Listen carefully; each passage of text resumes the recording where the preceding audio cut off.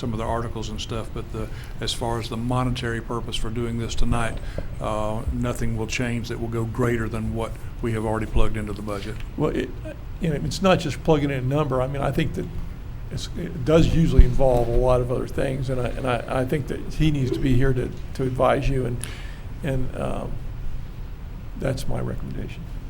So we will postpone this until our next meeting then? We can. Okay. Thank you, Andy. Okay. Moving on to consent agenda. Item number 4, we have the approval of the August 30th, 2019 emergency meeting minutes and the September 9th, 2019 regular council meeting minutes and September 12th, 2019 special council meeting minutes. Be looking for a motion. Well, I had a couple of I wanted to address with the third one. Can we, I mean, you want to approve them all together? Is that what you're looking for? Is there any other issues with the first two? No, Okay. not with me at least. So we're looking for a motion to approve the August 30th, 2019 emergency meeting minutes and the September 9th, 2019 regular council meeting minutes. Move to approve. Second. There's a motion and a second. Any discussion on the first two? Seeing none, we'll call the roll. Councilmember Gray? Yes. Councilmember Spurlock? Yes. Councilmember Sutherland? Yes. Deputy Mayor Bernard? Yes. Mayor Anderson? Yes. Motion passed unanimous. Thank you. All right, for the September 12th, Maria?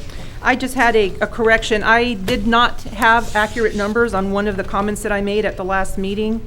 I had commented that the Sebring City Clerk was at 40 plus benefits was 64, and I believe she's actually around 60 or 64. I know that these minutes don't reflect that, but it does so in the audio, so I just wanted to make that correction that she's higher than what I said. I'm not exactly sure what, but it's between 60 and 64. That's all I wanted to say. And that she's elected with 30 years of experience. Those are some of the things that I don't know if I had mentioned it or not, or if I was incorrect on what I stated, but I wanted to throw that in there. Okay. Anything else on September 12th special council meeting minutes? Seeing none, I'll be looking for a motion. Motion to approve the September 12th meeting minutes with the corrections and additions. Second. Okay, we have a motion and a second. Any further discussion? Seeing none, we'll call the roll. Councilmember Gray? Yes. Councilmember Spurlock? Yes. Councilmember Sutherland? Yes. Deputy Mayor Bernard? Yes. Mayor Anderson? Yes. Motion passed unanimous. Thank you. Under public hearings, we have staff presentation, discussion on finalizing the budget. I know, Ricky, we had talked about a lot of things, and Ronnie wasn't here that night, so I took some notes and stuff, and I don't know how much of that was able to be relayed to him. Thank you. And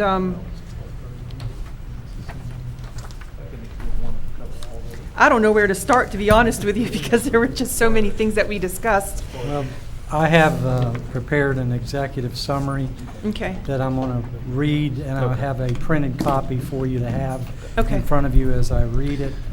But before we get to that point, I need to address something that is of importance to this meeting. In the publication of the ads for this meeting tonight, there were two ads that were published. One of them was the notice of proposed tax increase ad. The other was the budget summary ad. In Saturday's newspaper, where they were published, the budget summary ad, for some reason, had both sides of the ad cut off. I took a picture of it because I was wondering about that. Okay? Okay. I have a copy of that here. I remember seeing it. I immediately, through the assistance of the city manager, we contacted the newspaper about this. We followed up with them. I want to express my appreciation for an employee with the newspaper that, even though they were involved in volunteering at a golf tournament, made the right phone calls so that these changes could happen. These ads were published again in yesterday's newspaper, and they were correct in yesterday's newspaper. Okay? I have contacted the Department of Revenue, their trim compliance section, and by contacting them, they have advised that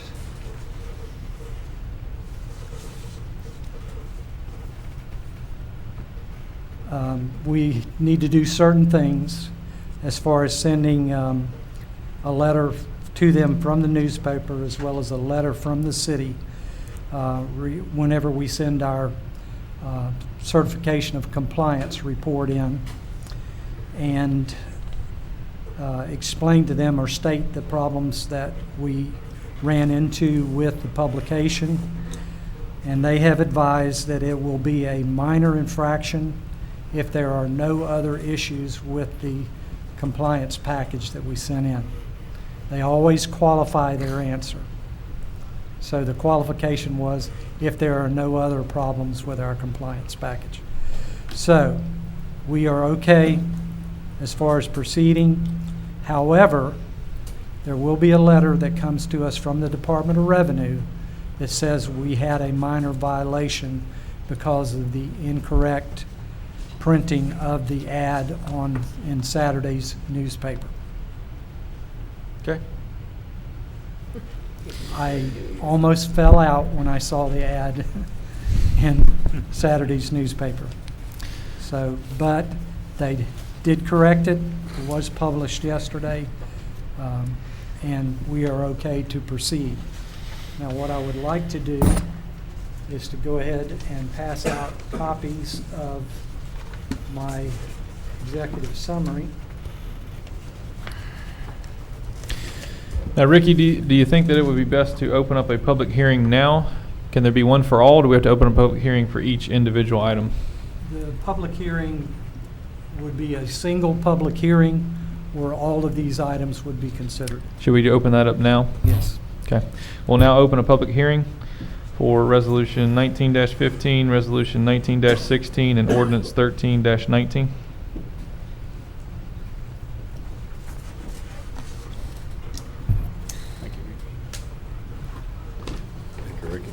While you're doing that, I've handed you an organizational chart that Susie's been working on, and I apologize for the micro size of some of this, but that was the best that she could do to be able to get it onto one sheet. It had to be that way.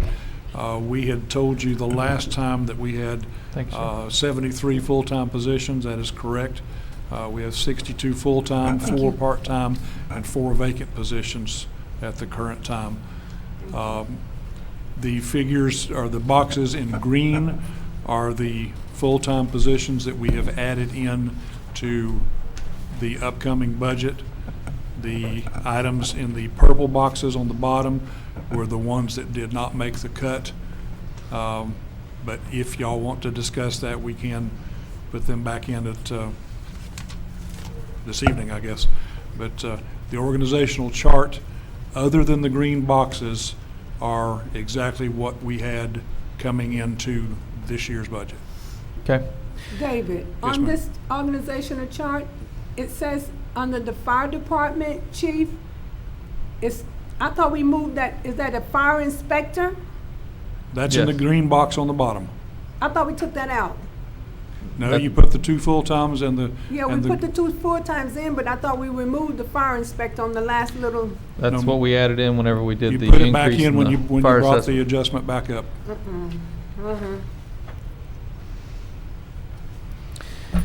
Looking for any questions on the organizational chart? I do. I remember, David, that you had stated that you had hired an administrative coordinator to take the place of a part-timer, but the part-timer is still in here.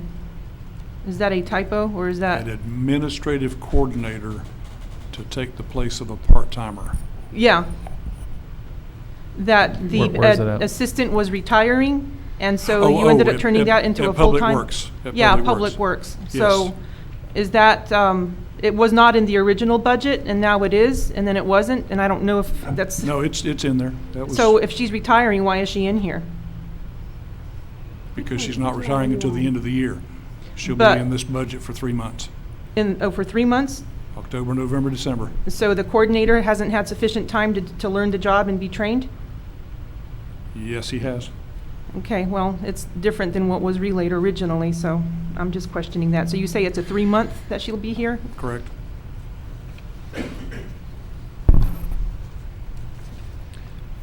Anything else on the organizational chart? Yeah, I just got a question. For the Okay. fire inspector Oh, yeah. position, did we have in place right now is an agreement with the county to do the fire inspector? Who No. is It's that? a contractor. Contractor to do that? A private Right. contractor, yes. And how much do we pay that contractor per month? Over 36,000. At 36,000. Over. Over 36,000. And this position here would cost us how much per year?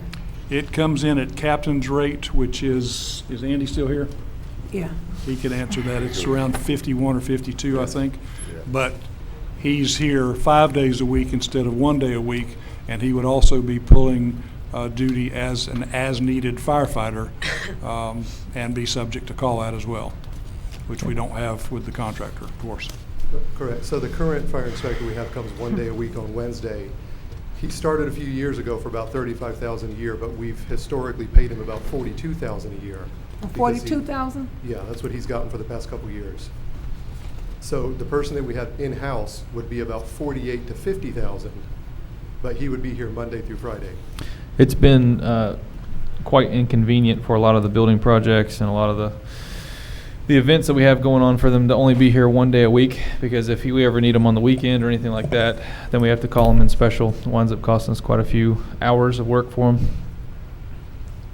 And that was discussed when we were doing food trucks too, right? Correct. Yep, yep.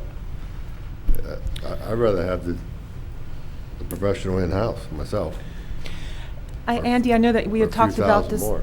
And I don't remember if you had an answer, and I don't know if you'll have it tonight, but I know that the more firefighters you have, the more state funding you get back into the pension. Correct. Is that considered revenue, Ricky, or that's pension contribution, is it not?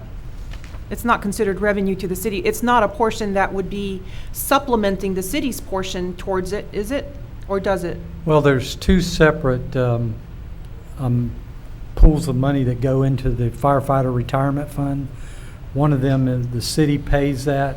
The other one comes from, I want to say it's insurance policies that's distributed to the city. And I think that is the one that increases. Correct. Yeah, that goes off of the amount of payroll, but I'm not sure your technical way of saying whether it's considered income or not. But that number goes off of payroll of the fire department. So if the fire department payroll goes up, more state dollars come in. So I know that we were talking about negotiating with the city, the different steps and stuff. I mean, we don't have any paperwork on what those steps are going to be, because that was going to be part of your executive session, I guess. That's correct. I think that's in your packet? That wasn't you? Oh. Great. So, We didn't want to publish that yet because it wasn't agreed upon. can you talk about it? In executive session, Okay, never mind. Well, what can we talk about? The organizational chart, that's what we're talking about. your current budget. Okay. Anything else on the organizational chart? Well, we just was given Yes. to us, so let's look Yeah, at it. I do have one other question. I had requested, and I don't know if the council was able to get it, a employee fund split report, which shows each position that the city has and how it's split in terms of where the funding comes from. Because I know that, Jim, you had a question last week about how something didn't add up. It's because some of those employees get paid out of different departments, so it won't show up in that one. So I had a question on the wastewater treatment. I know that we had talked about hiring to have 4 operator C people. So I saw here in the employee split fund report that you have one that's a trainee. Now, is the trainee the same as a regular Class C, or is a trainee not a Class C? He's not a Class C. Is he going to be a Class C? In 2 years, So is he one of the 4? he would be one of the 4. So when you said that the DEP requires Class C operators, how is it that you can have a non-certified operator? A Class C operator, not a total of 4. I'm sorry, what was that again? DEP requires that we have a Class C operator. Oh, on just staff. one? Just one, so we Okay. can get by with hiring someone without one and train them in-house. Okay, and he's going to take 2 years to get trained? That's how long it's going to take for him to accumulate the number of hours in order to sit for the exams. Yes, ma'am. So was he a new employee? Yes. And can I ask why you hire a trainee and not someone that's already certified? 2 reasons. One, the budget amount that we have available for an operator is not enough to get someone here. We tried that. And so we ended up going with the other route by getting a trainee that we could afford to hire at a much lower salary and train them in-house. And Is there any guarantee that he won't leave after 2 years? there's no No. guarantee with any employee, him or any other, no. So we could be training him for 2 years and be back at square one in 2 Yep. years? We could be, but you would be getting someone for far less money than a normal operator, yes. He's gonna demand more money once he's trained. Well, there would be a bump up in pay, would it not? Correct. So there's one advertisement right now on the city's website for another one.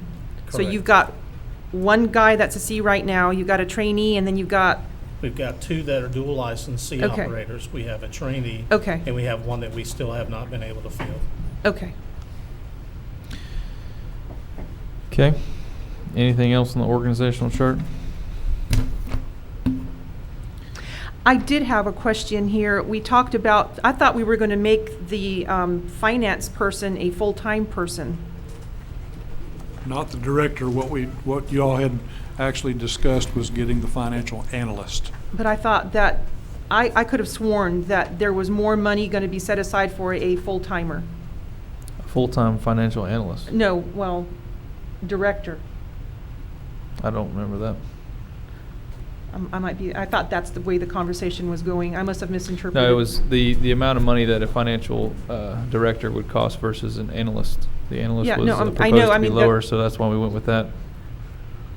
That was one of the 11 cuts, I believe. Right. Well, because I had brought the audit report, and I said, based on the audit report, we need someone else. And when that audit report was done, we had, someone doing it, the financial stuff. I just remember the So- discussion of basically saying that the financial analyst would be In lieu of? adept enough to do that. My So- thought was that it was in addition to. So I thought it was going to be that we were going to have a full-time financial person and the budget analyst. We can make that change. It's- I would actually like that. I think it's paramount. That was not my understanding I'm from the sorry, because I discussion. thought that's how if you guys took it the different way and you want it your way, that's fine. It's the majority rules. I took it the other way, but I'd be willing to go with your way. But I still think that we need a budget analyst because one person can't do it all. I agree. Okay, so you're talking about going from a part-time director of finance To a full-time. to a full-time director And you of already were finance. budgeted half of it already, right? Because of the part-timeness of it. Well, 4/10 of a FTE was already budgeted. So it would have require the other 0.6%. So how much money are we talking about if we make that change? Trying to remember where I have that at. Hold on just a Just second. consider a minor adjustment that won't affect us. I want to say that was in the Full-time low to financial mid-50s director. A part-time, I'm just reading this right here. For the budget analysis. for the What is budget this? director. Billing What is clerk. this? That's what I want to say, What is that? but I don't remember. That's a finance coordinator, that's Danielle.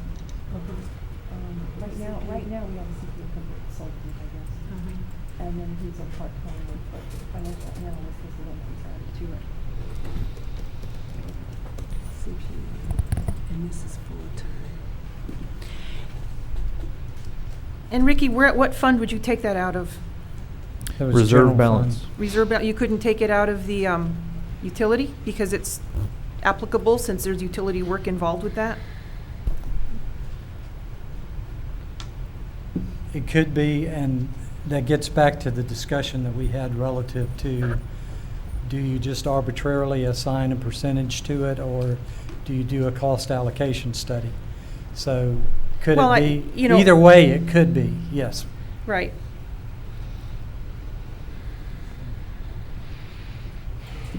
Well, it was my thought, because I thought that the administrative assistant at the Public Works was not going to be a job that was going to be funded, and I thought that you could have taken that money and applied it towards a financial person. That's why I asked if it could be allocated from a different department. Because that was the original intent. That person was not in the budget and all of a sudden is. So I don't know if there's more in there or not, but it just seems, going through the employee fund split report, that the utility is the chosen favorite fund for supplementing pay. There's not a whole lot of options. There's not a whole lot of options other than supplementing it from there. Right. As long as the work is relative to that department.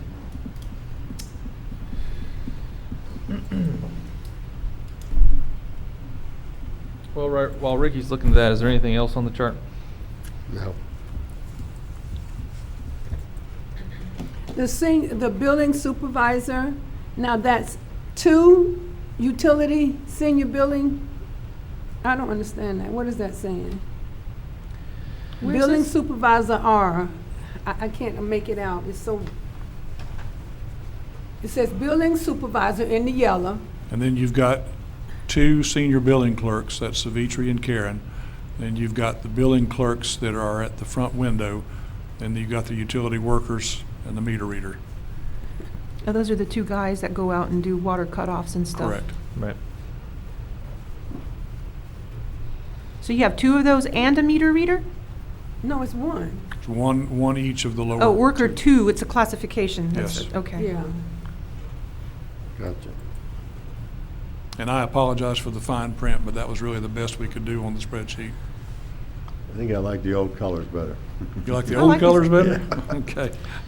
He went with purple. I think I they're have a fine. hard time seeing the blue, but Just getting old.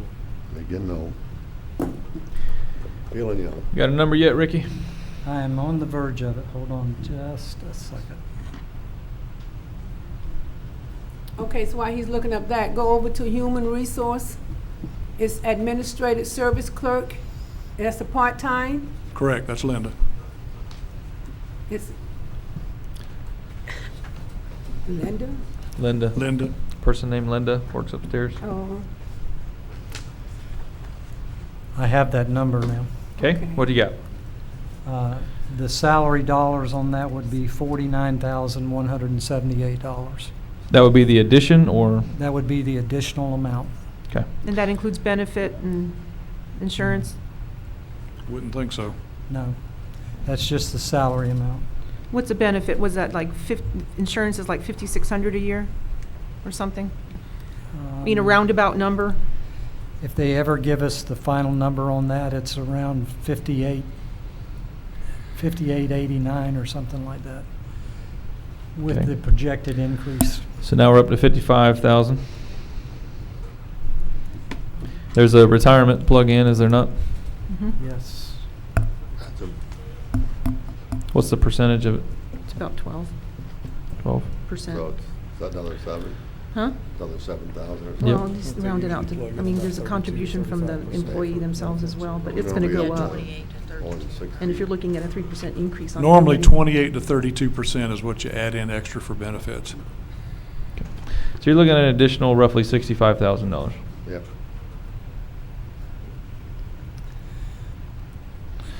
And the reason being, to give some background to that reason that dollar figure is a little higher, is I'm working at an extreme bargain for the city. If you hire in a full-time person, you're going to have to pay them a much higher rate. We know that, Ricky. Yeah. yeah. So, I that's mean, the if reason- you. That's the reason the dollar amount is. If you opted that to, much. you know, play most of the time and only work part-time, then why couldn't you become the financial analyst and the budget analyst and have this CFO in there? Just a thought, because you just can't walk away. But that's not my decision to I'll make. second that. So I have a question on the airport manager. You know, I got your job description for that position, and it leans towards economic development, and I know that we already have staff that does a lot of the in-house billing and everything else. Could we cut the airport managers to where they're doing economic development only rather than doing the billing and stuff? Because that is not a high, how would I put it? The billing stuff is already being done. We're already, someone sends out the bill, someone collects them, licks the stamps, the whole 9 yards. That's already being done, but that was part of the job description for the new airport manager. If you removed all of the administrative stuff and then just made them an economic developer, could we not just do that and cut some of the money out of the airport manager job and apply it towards the finance position? It's a start. I mean, I know that in the paper you had said that it would take a couple of years for the airport to get going, and to me, someone with economic development expertise is really the key there. And maybe it could kind of leach off into other city functions that maybe the CRA could help out with or something. But it's about the economic development. I know we rely on the county a lot for input on economic development, but we really don't have a sole person that has that area of sole purpose. Everyone's plate is full. So I'm just saying, if the airport manager, if you didn't have that person doing all the things in that job description that we already currently have Danielle doing, why couldn't that person just be a 1099 for that matter and be like a consultant that just strictly does economic development for us, and then, There's no reason it couldn't. yeah, and farm that money to the CFO position? Isn't part of the reason why they're there is to also be, a point of contact and kind of a face for the airport? A body that's there? But they could be there. They could yeah. still be there. Their And- office would be there. Yeah, I mean, they would still be What is the there. pay rate there currently? 60,000 We'd- plus we'd- benefits. We'd plugged it in at 60. Well, I have no idea what a economic development person makes. If you do a 1099, you can put it out, and as an estimate, you could pay somebody $500 a week to do Yeah, that. but we don't know what we're gonna get with that. We No, don't know you what they don't. normally make. No, That's the you point. don't know what you're gonna get, but at the same time, it's the same thing with an airport manager. You don't know what you're gonna get. You have job descriptions and stuff, but do you really want an airport manager focusing on billing? No. No. So, I don't think that would be their focus. No, but I think that if the CRA can assist in that realm, because they have funding in their budget where they have payroll in there, some of the money, we already know that the airport's in the red. They're not going to be able to afford $60,000 for an airport manager. It's just going to put them more in the red.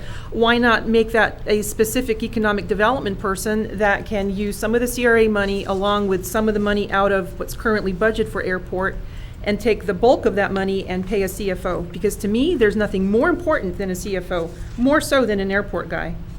I think it's great that we want an airport person, but, I think it just needs to be someone that focuses on that, and not on the billing of the airport and checking out hangars to see if, they're locked or not. I just don't think that 60,000, I think that's an excessive amount of money. higher millage rate gets you all the above. And even if we had hired the millage rate, I would still be saying the same thing. Okay. Yeah, I'm not sure that taking away some of the job duties necessarily translates into an exact proportionate of dollars, I mean, it's something you're just gonna have to monitor and see, how effective they are. I mean, if you had an airport manager and nothing happened in 2 years, then obviously you wouldn't continue down that path, Well, I think that if you get somebody that is an expert in economic development, the benchmark right now is pretty low. All they have to do is go up. They would have to relate that. We don't have anyone doing that per se on a specific basis, so, I think that you're hindering someone's ability to do the job when you have them doing administrative things. Okay, so in terms of, I'm trying to find money to fund the CFO. in terms of some type of a motion or change, what exactly would we need on that? So far, the only change we have is $65,000 added to the Director of Finance position and making that a full-time position. So on the airport manager, what would we need to change? I would like to see that position be a consulting position, make it a 1099 so that there are no benefits at this point, and then $2,500 a month or $2,000 a month. What does that equate to? $24,000 a year? I'm just throwing out a number here. So for $24,000 economic development, I think that's pretty good, and then the balance of that go to the CFO, and there's your missing money. Part of the logic behind wanting to have an airport manager was not just for the economic development part of it. I wanted somebody else actually out there to handle the T-hanger rentals, to take that off of Danielle's plate. Because we've got customers that have to come all the way into town to do some of that stuff. I think having an airport manager out there that can handle the rentals, she can handle the billing, that's fine, and the accounts receivable and payable. But the actual renting of those facilities, I would rather have an airport manager do that, as well as the inventory on the fuel. And how often do we rent out a hangar? There's quite a bit of traffic that's generated by that. We have a waiting list for them. But I mean, so we're full, so we're only going to be signing contracts with people when there's a vacancy of a hangar. So they're going to be waiting there to rent out one hangar when it becomes available? It just seems like they're sitting there. No, that would just be added to their duties as well as economic So development. you're saying administrative costs to monitor the incoming and outcoming bills? Never mind. No, I want to No, know what you're, I think the point is to be a contact person for whenever people do come into the airport. well, what is our FBO doing right now? I thought they were the contact. That's how they were Well, presented to be. We wouldn't need that if, We'll need the Happens. FBO. We'll still need that. Yeah, you still need them. So you still need the FBO. I think it's worth a try. You know, we don't have any experts in aviation whatsoever. And to me, the last thing I want to do is have a bunch of administrative work of monitoring what's coming in rent and what's not getting billed as a $60,000 job. That to Yeah. me is a finance clerk position. So it's already being done in-house. So, what's your You know. proposal? Okay, My I proposal- didn't write that job description. That was what you already had. That was what your previous airport manager was working off of. I got that off of the shared drive. I didn't write that job description. Yeah, I mean, it really doesn't matter. It's just, what do we want to do going forward? So I've heard one proposal of $24,000 a year for a economic development person. Is that what you're sticking with? yep. Okay. What does the rest of the board say about that? I That's think we fine could- with me. I think we can leave the position there because one, it's probably gonna take a while to fill it. Two, whenever we do fill it, we really don't know exactly, you know, what actually the pay scale is compared to what we actually want them to do. So that could be adjusted, you know, accordingly, depending who applied for the job and what their qualifications were. And we can always change even what the description of that job is. So we probably won't even touch that job until next year sometime. So in the meantime, that money will still be in the budget for other uses, so, and we can look at other funds and other places to take care of the finance director. That's my Stanley, do you have suggestion. anything? I say take it out, put it in the 1099 employee. I think $60,000 is exuberant for Avon Park Airport. Do you feel as though our airport has been adequately serviced, adequately staffed in the Not past at all. several years? No. I don't. You don't? And I don't think $60,000 needs to be spent to do that either, What do you think needs to happen out there? just like I said. Just a $24,000 economic development person, and that'll solve all of our problems? And he'll be there to handle the billing and things of that nature to send to the city hall. I mean, you don't want to pay that kind of money to a billing clerk, Do you think somebody's going to work full-time for that? probably. It won't be a full-time job. And there'll be a 1099. Well, we need a full-time person there. That's the point. There's a bunch of retirees that's got the expertise in that would be interested in doing that, I'm sure. Put it out, advertise it. Okay. Well, we could always advertise it and see what happens with that, you know? My hope was that you do economic development for the airport, it also includes the rest of the city, not just the airport. We have just as many empty buildings on Main Street as we don't have empty hangars, since we have a waiting list for that. Right. So, you know, economic development, to me, it's a thought, you know, where do we want to go Yeah, with those I know. types of positions? That's my So- point exactly, is the airport's been a stepchild for several years since I've been sitting up here. It's been treated as such, and it shows. I mean, it's gone downhill tremendously in the past several years. So now we're talking about taking $60,000, cutting it to 24, and making them be for the rest of the city. No, that's a future thought. I mean, it would be nice if we could do it all globally. You know, that inevitably is, that's why I said there's CRA money as well. It's already budgeted in their budget. There was already money allocated for payroll in the CRA.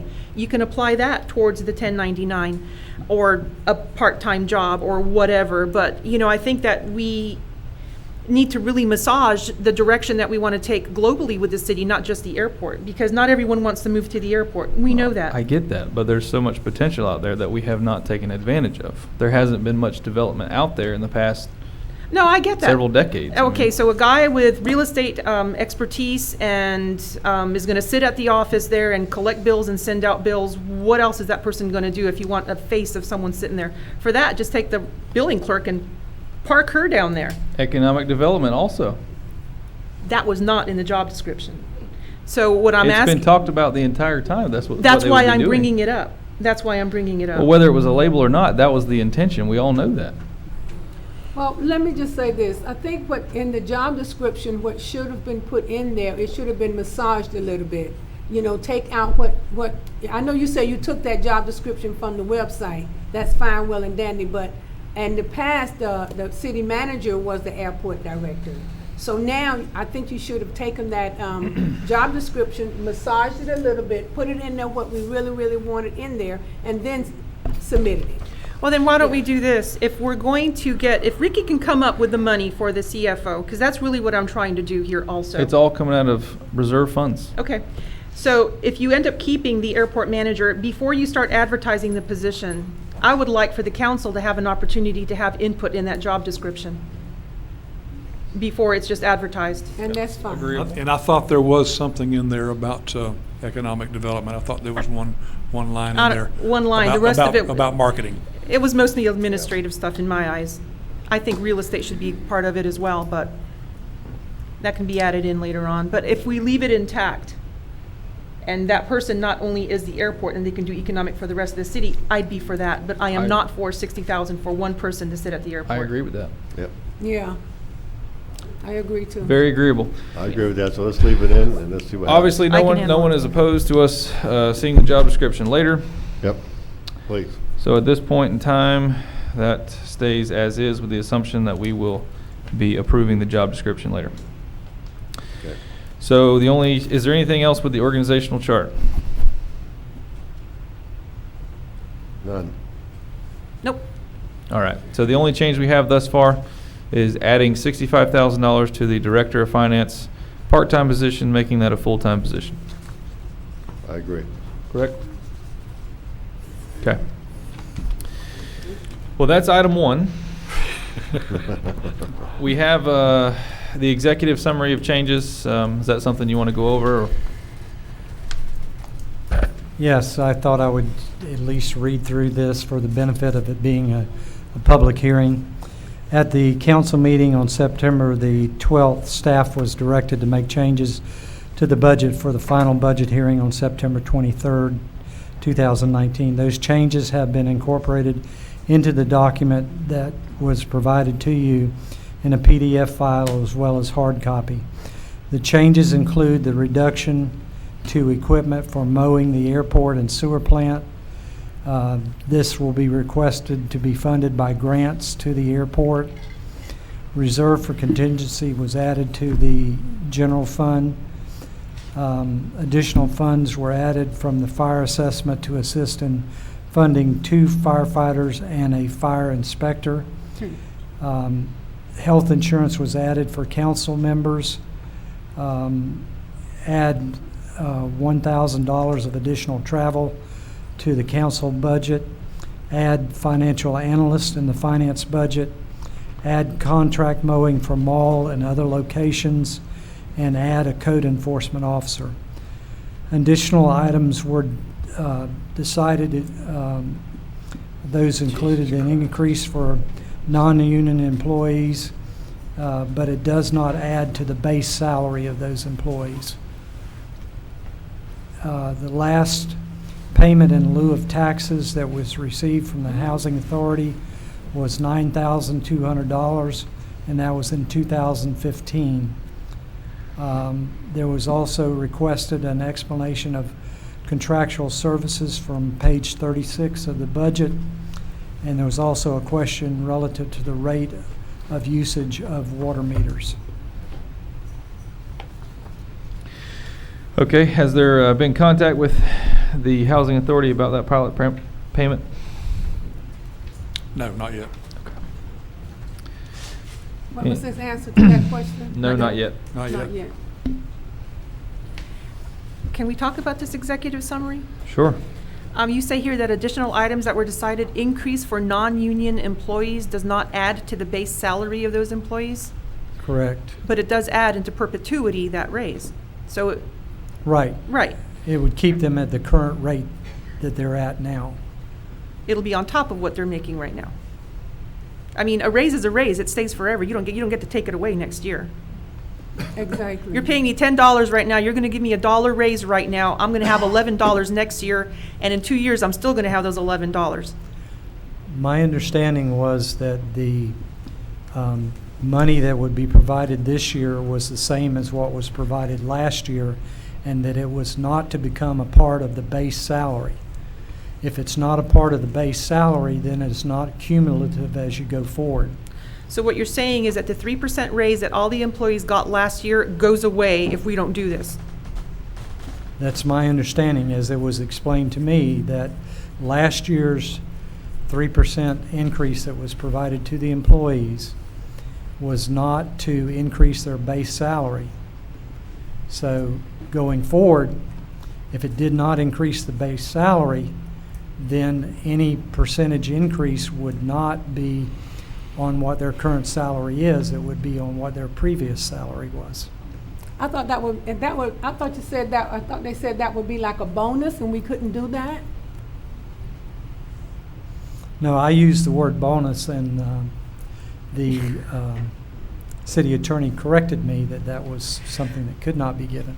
But if you're not Yeah. taking it away, everyone's rate of pay right now in the budget is what they're making right now with that 3% from last year. As, Yeah. Right? again, as it was explained to me. Okay, was but then that- you're adding the 3%, which actually increased that rate of pay for everybody. Am I wrong? I mean, I don't. If it's not part of the base salary, then the answer to that is no.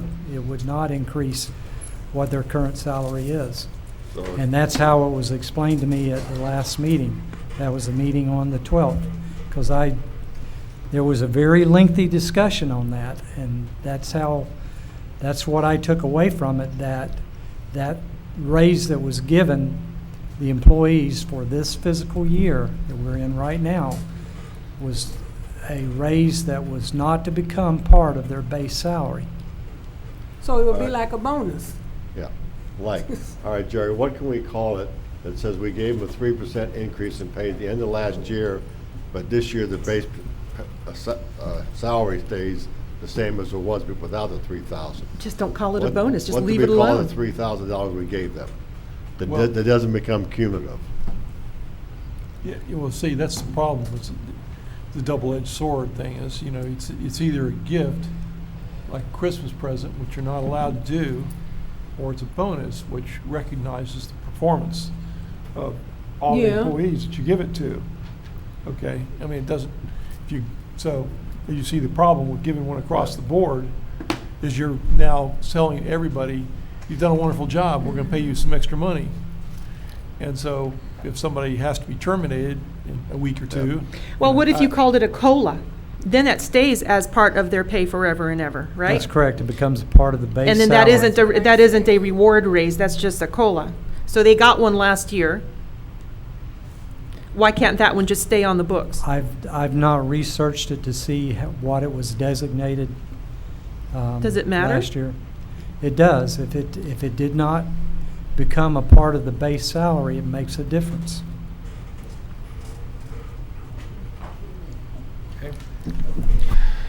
All right. So what's the decision here, whether we're going to give another 3% COLA, and it stays on the books forever, or? Now, if it was designated as a 3% COLA, then it is part of the base salary. That's what I thought it was. When I asked about it at the last meeting, that's what my intention was, to up a cost of living allowance. We could always make a budget adjustment later, once we find out for sure, because we don't want to do something No, that Well, supersedes what's already been done, obviously. true. I think in a way, from where it was described, that maybe the 3% increase across the board in one way could be considered a minor mistake on our part, and I don't think I'd like to see us do it again. because of what Jerry said. It's not a bonus, so it's basically telling them that they did a good job, and you can't give that to everybody at one time. Right, and one other consideration also is that the thing that we cannot talk about is the firefighter increases, so they're gonna get increases with another increase. Yeah. So, I mean, there's some parity Yeah. issues in my eyes on that situation as well, so So I'm not if for. we can hold off until we're done with our executive meeting with them and kind of go from there and decide We gotta later. decide the We budget have to tonight. approve a budget. Well, So- we could Is put it the in money the in the budget reserve now? for Right. now. Is it in the budget now? In the budget now, it does account for an additional 3% for those employees that are not part of the bargaining unit. What is the total amount of that, Ricky? It was I- about I 100,000. don't have Could you a just figure put that for in that. reserves for now until we have the Yeah. meeting with Yeah. them and then come back and chew on it later? Still budget it in the reserves? It Just can move be it? budgeted. The only issue there is your new fiscal year starts on October the 1st. If it has not been decided at that point, the employees would have to continue at the current rate of pay, and then an adjustment could be made once the decision is made by the council. It would have to be, it wouldn't have to be. You would think that it would be retroactive back to October the 1st, but that's strictly up to council whether they make it retroactive. Well, can you back just to put the money October aside 1st. and we can get to that? Otherwise, we're going to spend another 40 minutes on it. Right. Exactly. Can it go back into contingency for now or reserves? He didn't hear you. Can it be placed into contingency or reserves until we can find out more? It can be placed in there.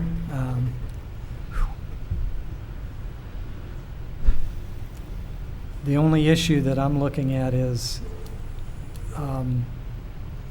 that's going to affect, no, it would not affect the total budget. And Ricky, you said that. I'm running this through my head because you're going to adopt resolutions and an ordinance tonight as to what your total budget is. And I'm just wanting to make sure that it's not going to create an issue with what your total budget is going to be. The other thing is you could leave it in the salary accounts, and if it is not approved for it to take effect on October the 1, it just doesn't take effect.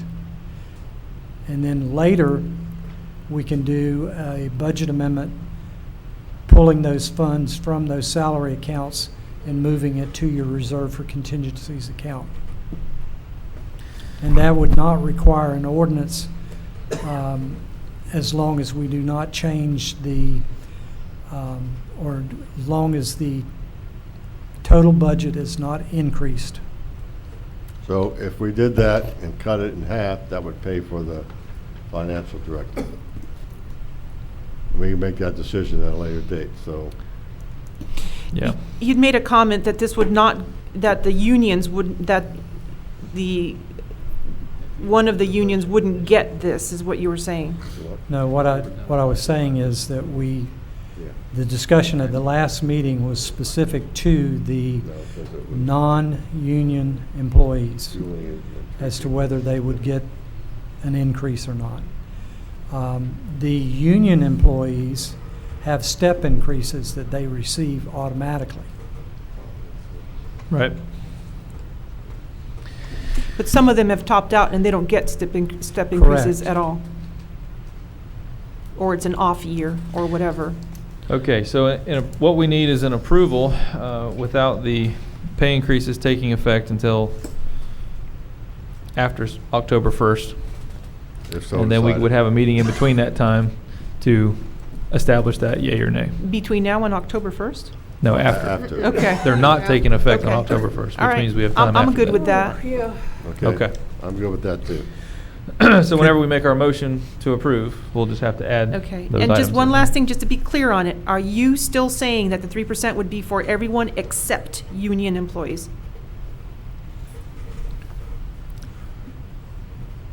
I would have to defer to someone else when it comes to the union Yeah, employees. because what y'all said, No, was that the plan? what y'all said last week was everybody. Right, because I know that the contracts all say that if one gets it, they get it. Correct. So it would have to be across the board. Well, and it is And I think you currently. budgeted for that. It is currently in your budget that Okay. way. Yeah. All right. Okay. Is there anything else on the executive summary? No. Okay. Is there anything additional that council wanted me to address from the meeting that was held on September the 12th? Those changes there? You know, Ricky, I had written down a lot of things, and they were predominantly between pages 34 and 39. And there were questions related to Mr. Jones, who had to leave. So, I don't know if anyone else had anything prior to those pages. I do have one question in general, that we were talking about the pay scale ranges on the most recent hirees, and whether they were directors or executives, and and I thought we decided that they wouldn't be executive because that gave them the 25% retirement. That's been eliminated. So other than your position, nobody else is considered an executive, there's just a director or a manager. That's correct. So that's all taken care In of. title only. Okay, good. That is correct. That takes care of that problem for me. Okay. Your questions for infrastructure? Okay, so I don't know if the pages are still the same page numbers as before. This one seems to be a little more condensed. You know how sometimes the pages are not the same from the previous budget? They should be the same page numbers. Okay. It's just that this time we printed it two-sided. That's why it looks thinner. Okay. Which is confusing. Okay, well, I'll puddle through it here. On page 34 of the third thing that we got, it kind of was moot for me to go through let me see here. Okay. Oh, shoot. It's a different account. Let me see here. 10. That's the They're the sewer same. plant. Yeah, hang on. 34.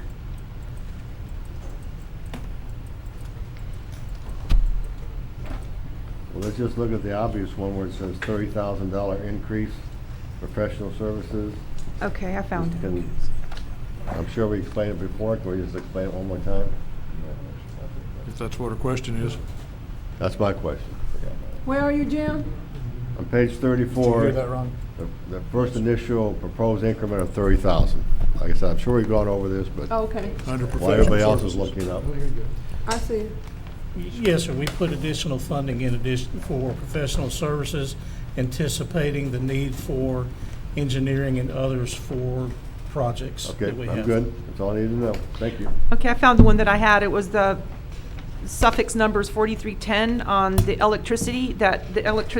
I'm just curious, it went down $25,000 on account 43-10, What page you on? 34? page 34.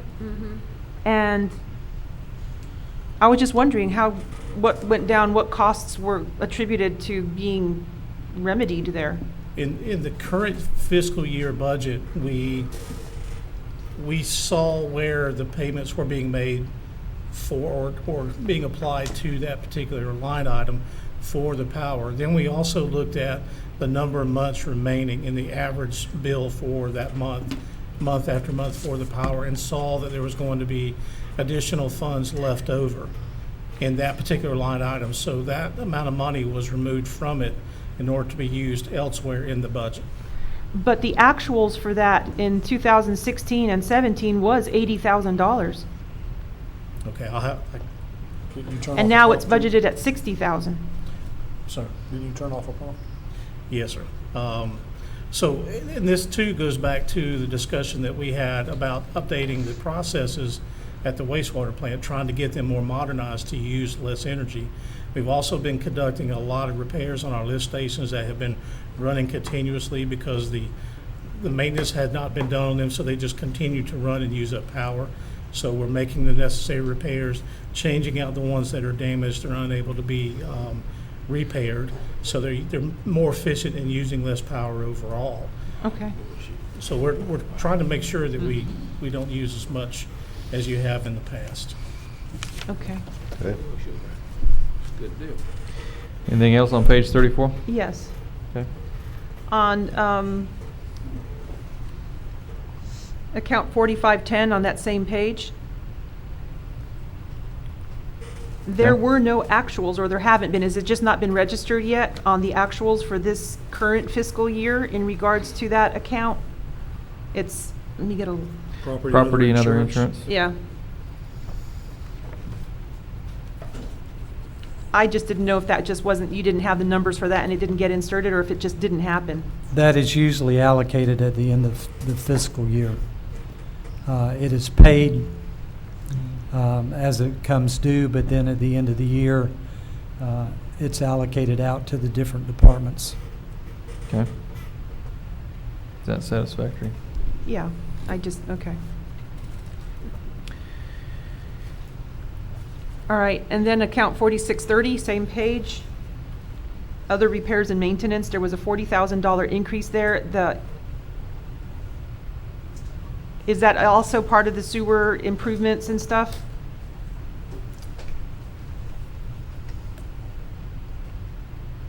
I mean, I know in 17-18 it was a 294,000, so this year 90 is, a pittance compared to that, but it still went up 40,000 compared to the last actuals. Actually about 15,000 more than the actuals, but 40,000 more than the original budget in 18-19. I was just wondering if that money still hasn't been spent on the rest of that account and it just reflects as though there's a surplus there, or are we still gonna spend that? Because if that's the case, is 90 gonna be enough? Good question. You look at 17, 18.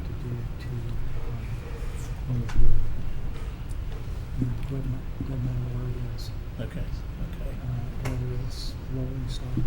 that's what I thought.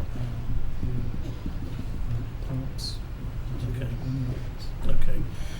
Council members, we put additional funding over there to cover repairs and maintenance of existing equipment. Okay.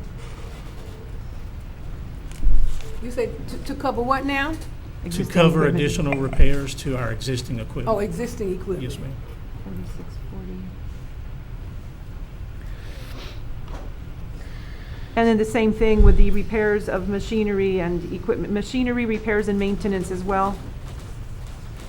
I don't know if you use those accounts simultaneously. I mean, are they both two accounts that can be used for one another? They're not duplicate, they're a specific. No, not duplicate, but some of the same product, you can still use that money interchangeably for those two different line items? Not entirely, because they have different purposes. Okay. Others, okay. All right, that was that. Looking for anything else on page 34? No, I've got 35. 35? Yeah.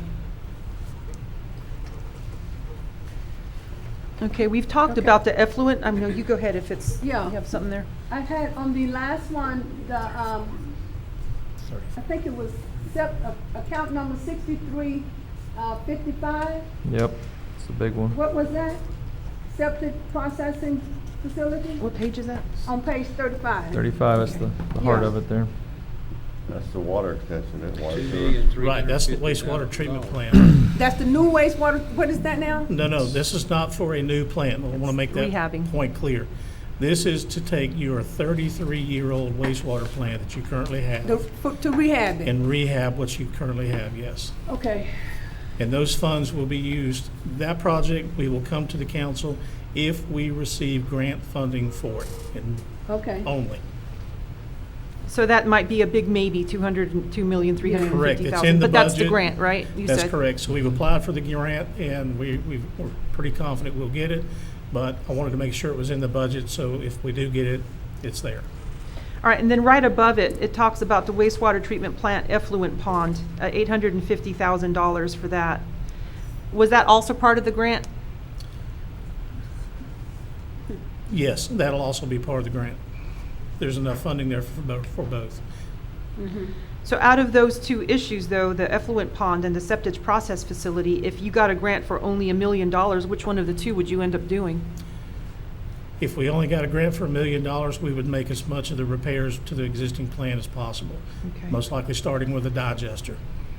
And in regards to the effluent pond, that's a new pond or is it an existing pond? It's going to be a rehab of the existing ones and Okay. filling in the ones in the front that were left abandoned. Okay.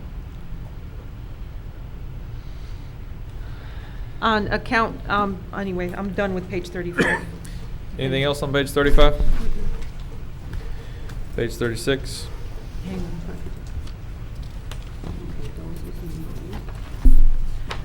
On page 36, the accounting and auditing went up about $10,000 on that. Is there an expectation that we're going to need more accounting and auditing there? That would be account number 3200.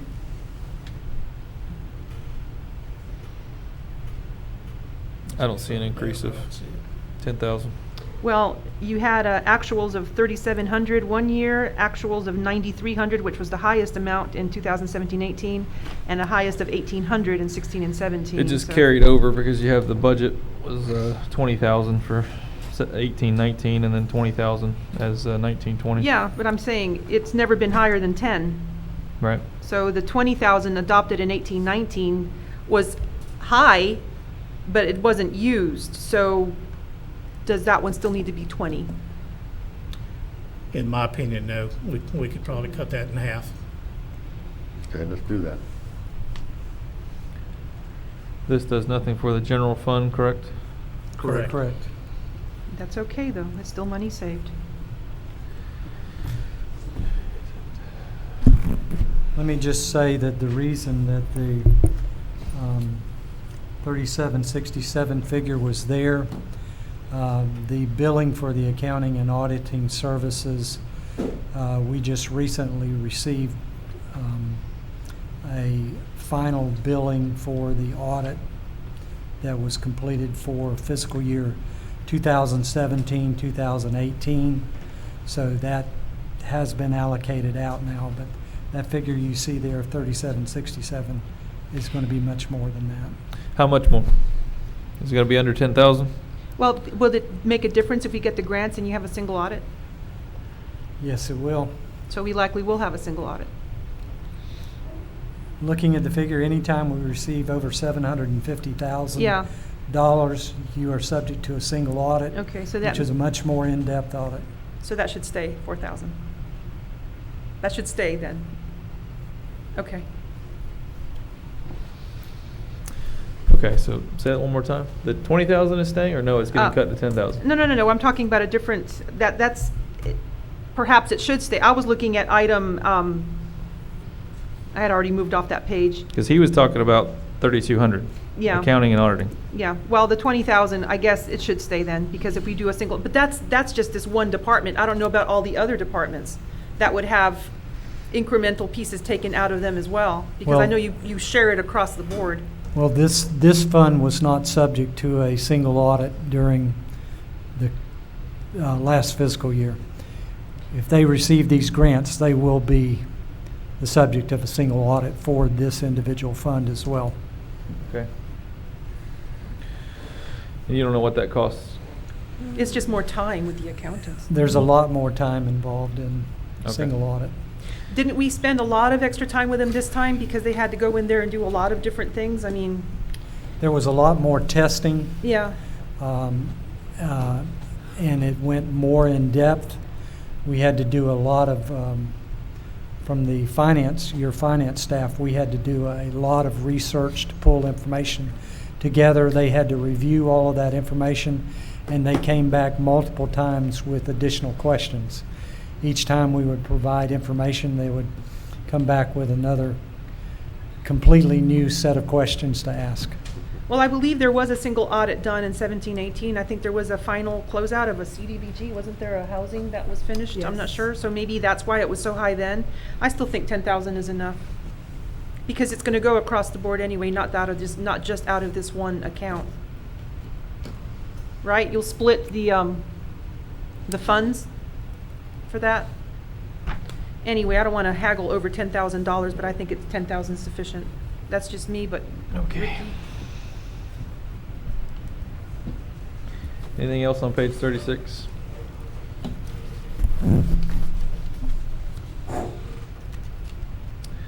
Seeing none.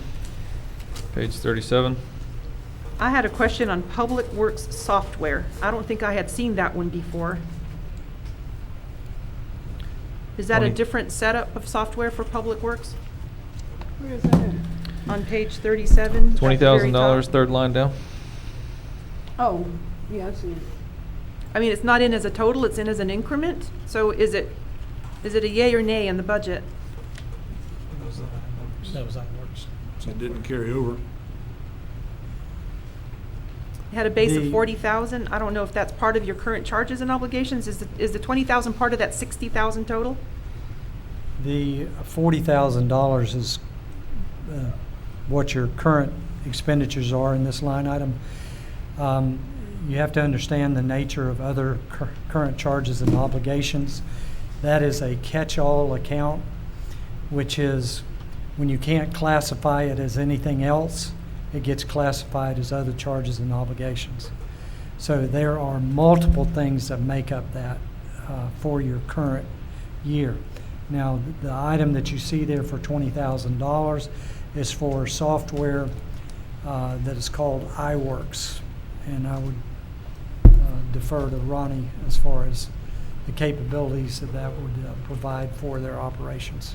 The iWorks software would allow us to do a better integration between City Hall and us as far as work orders. It would also allow the general public to download an app on their phone or tablet, take a photograph of an issue, enter in some basic information, and it would generate a work order, come straight to my office.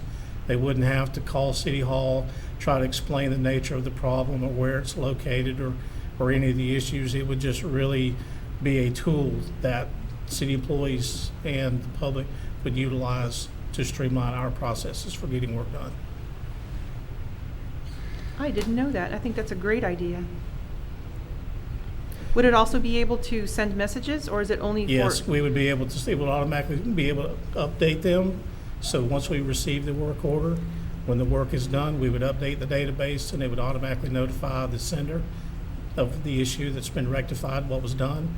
It also allows us to track all of our rolling stock inventory, keep up with work orders internally as far as repairs. So repairs and maintenance, parts, there's a lot of facets to this software. So whoever downloads it, could you send them a message if there's like a water main break, and everyone would get that message as well? Or do they have, everyone, can it send out a message just blanket? Yes, we would be able to send a blanket message out to those that have The app. and have subscribed, sure, they would get it.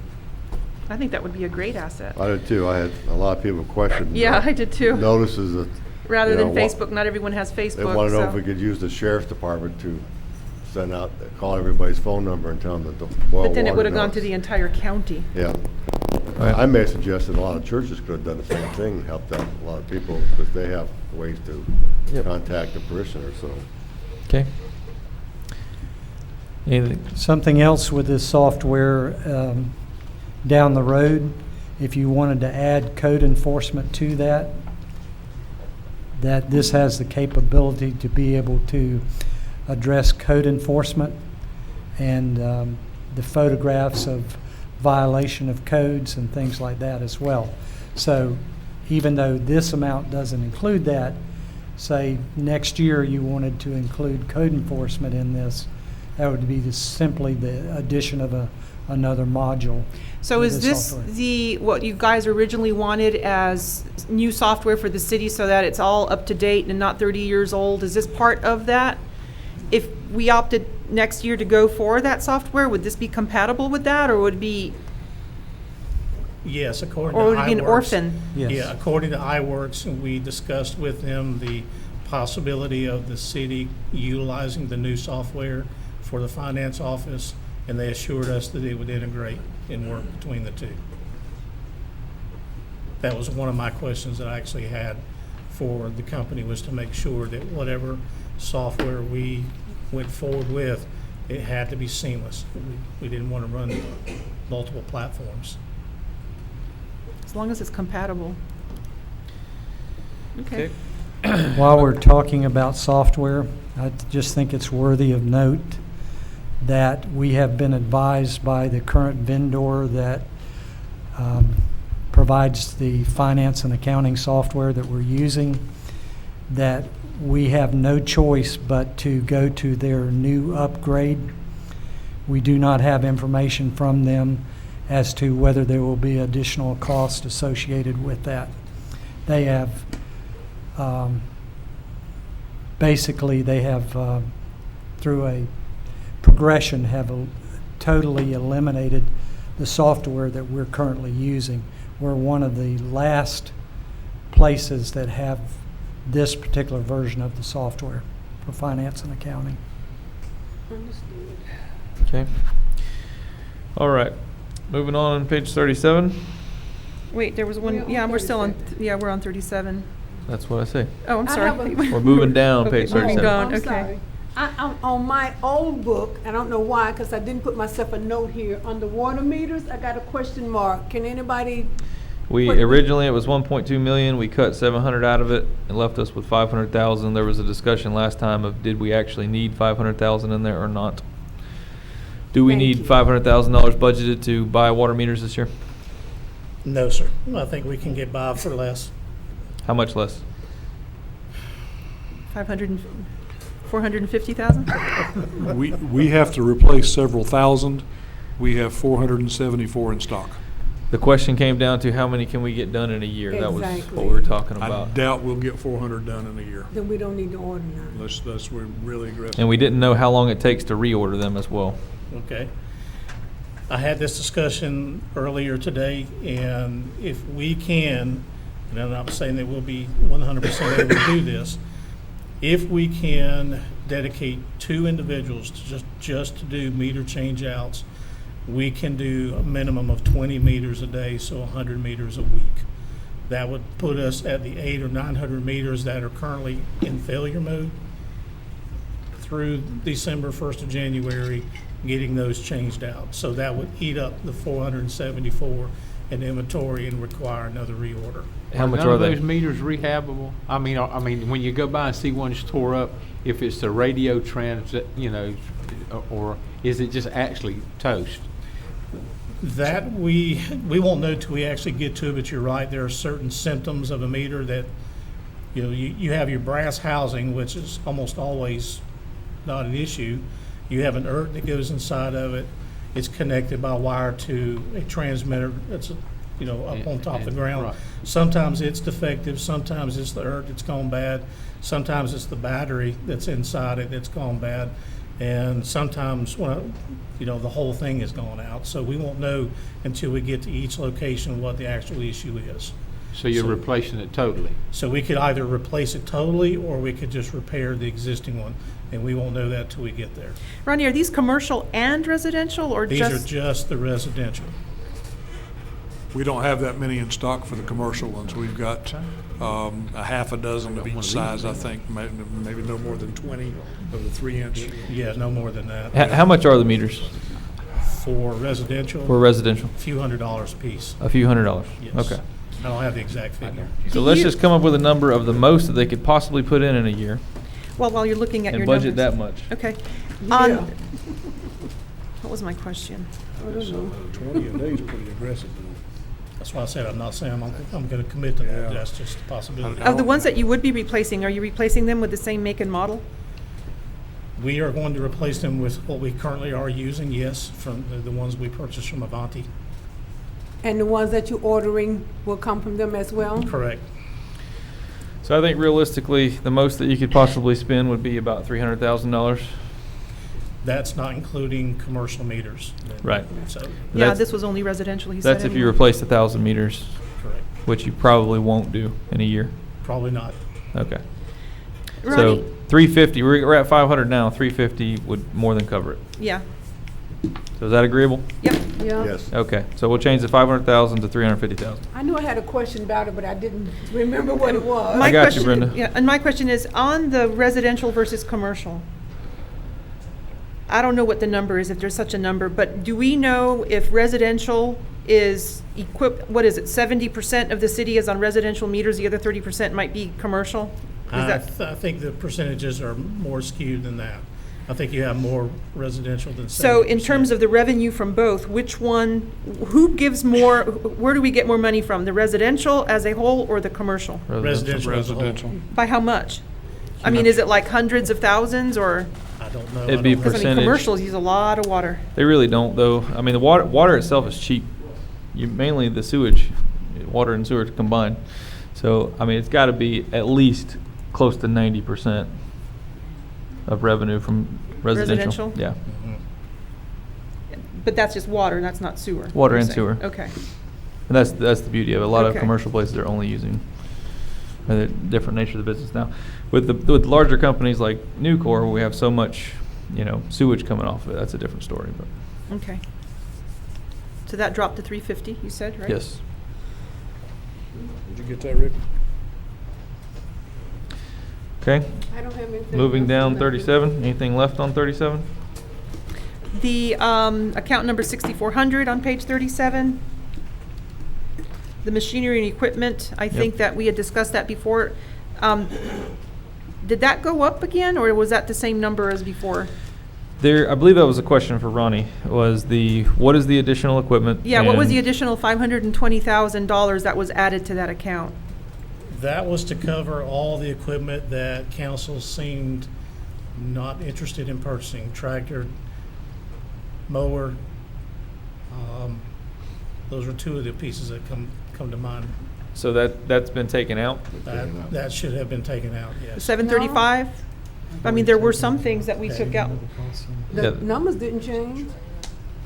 Well, the numbers that we actually changed, there was a crane truck, there was a tractor, batwing mower, things like that.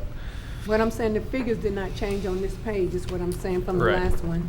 Well, we need to find that other page that had that Those, stuff on it. those reductions are on a different page.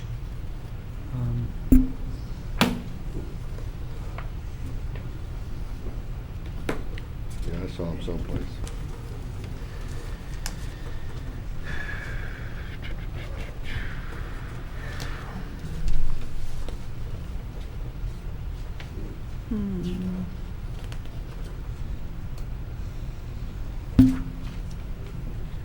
Did you find what page it's on there? It's on page, I don't know where the reductions are. That's what I'm talking about. Yeah, I looked to the end, I couldn't see it, but it may be before. The reductions were actually on page 35. And that was Oh. for a different cost center. That cost center was 751, and that was the sewer disposal plant. Oh, yeah, okay. Yeah, I So see. that money has already been taken out from So- a different cost center. This was a different amount that was requested for equipment. Right, so you got 125,000 for a hydraulic excavator. And then we've got two costs there, 645,000 for, no, it'd just be the 520,000 for the additional equipment. So that's the question. What is that additional equipment? Council members, I don't recall right offhand. I think we I'm had sorry. decided on a utility truck crane, 40,000 in case we needed at least one, and then get a down payment Yeah. for one for the future. We left that, took out the 150 and made it 40, and then, These are different. I'm on the wrong page? Yeah, this Sorry. is separate. Okay, well, I thought that, for some reason, I thought that's what you're looking No, for. that stuff had been found. They Okay. thought originally that's what All this right. was, but this 520 is something different.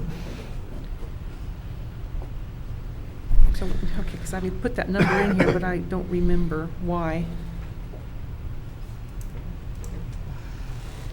Okay. So the 735 stays? We don't have a definite answer of what it is. Okay. Don't you be.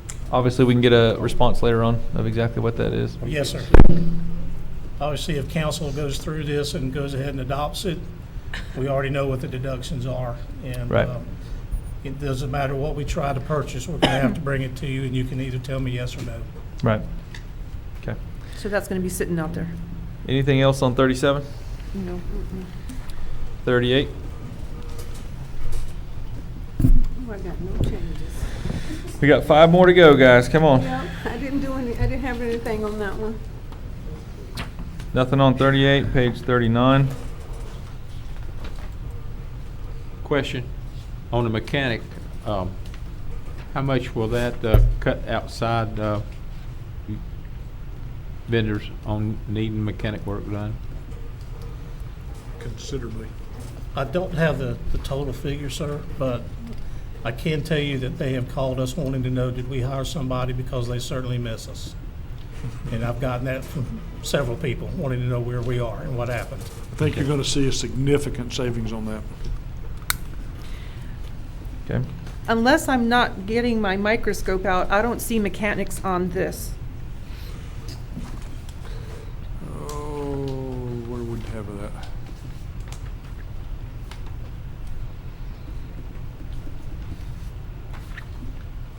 We may have missed that.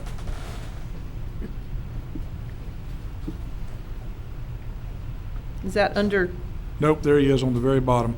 Mechanic technician 1, right in the middle, the blue one on the Yep, bottom. the farthest one down, where there's 3 together there in a line, blue. I see it. oh, over there, okay, I was looking over here. That wasn't a new position. We did that one earlier in the year. Okay. Right here on these little stacks, Oh, The bottom one, yeah. there you go. So there's a chief mechanic and then a mechanic, okay, there he is. You've got the mechanic in here, but not the, is it still missing a mechanic? We only have one. I know, but you have in here mechanic as another position. We You got- only, that Chief was going to be mechanic a and proposed position, but it's been eliminated, so we It- only need the one. Okay, well, I was just asking because it wasn't on here. Okay, So you're eliminating it anyway? correct. Okay. Okay. Anything else on 39?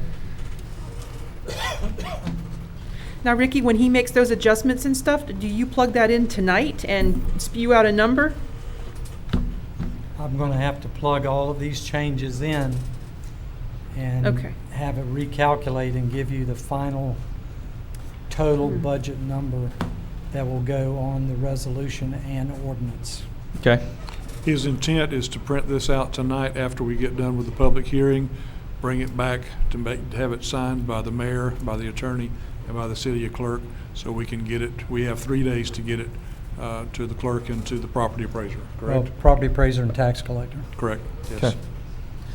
So page 40? I had one question on 39 again, just in regards to the chief mechanic. You have him in here as a proposed increment, but he was already hired, so would he not be part of the base? This is actually moving that person into a separate cost center. So that's why it shows up under increment, because this is a new cost center, Fleet maintenance. fleet maintenance. But it's fleet maintenance under the water and sewer fund. And any repairs that are done to any equipment that belongs to another fund will get a invoice that they will need to reimburse monies to this particular fund, as opposed to paying it out to a particular vendor.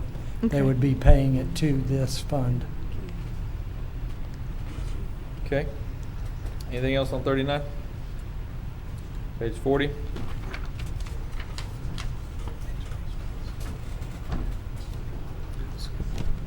Nope. Page 41?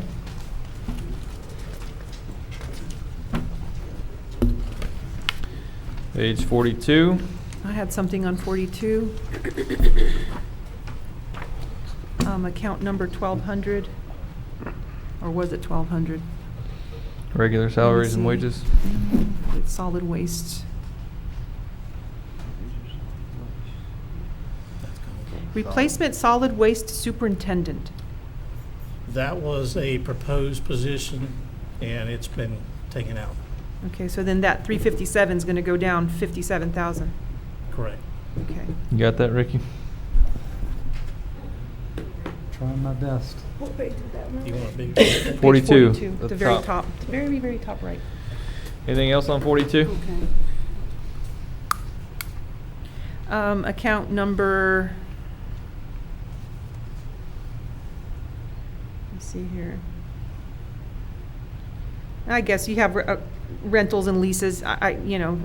Just leave that one alone. It's 10,000. It's not going to kill us. Last but not least, 43? Hang on just a second. I've got 5217 landfill payments. That's the county landfill that went up in their tonnage, right? Is that what the 50,000 is in other landfill, in the landfill payments? Or is Yes. that payments that we make for our landfill? No, those are payments that we make to the county for taking material to the landfill. Okay. And David, does that cost still save us money versus when they were going to Okeechobee? It's saving us on overtime, it's saving us on wear and tear on the Wear and tear. vehicles. Yep. I haven't done an updated cost analysis on the actual tipping fees, but I will do that at the end of the fiscal year. Council, as a reminder, we're also looking in-house of some other possibilities of handling this without always having to utilize Highlands County's landfill to find a way to offset these increased fees. Okay. And then on right below it, my very last question, 5218 account, there was a 135,337 that was taken out of the base, but yet we had expenses there. They weren't a lot. From previous years, they were less than 5,000 apiece. What happened that makes that zero? That was maybe the Okeechobee one. Right? Virtually no usage.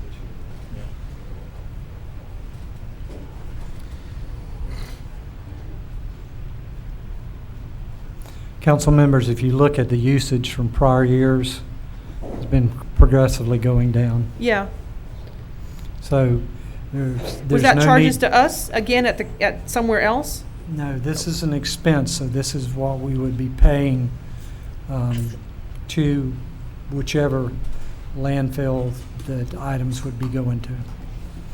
So what we saw was we had a significant amount being budgeted, virtually no expenses being charged to it, so there was no need to charge or to budget $135,000 a year for it. So can that account 5217 and 5218 be used interchangeably?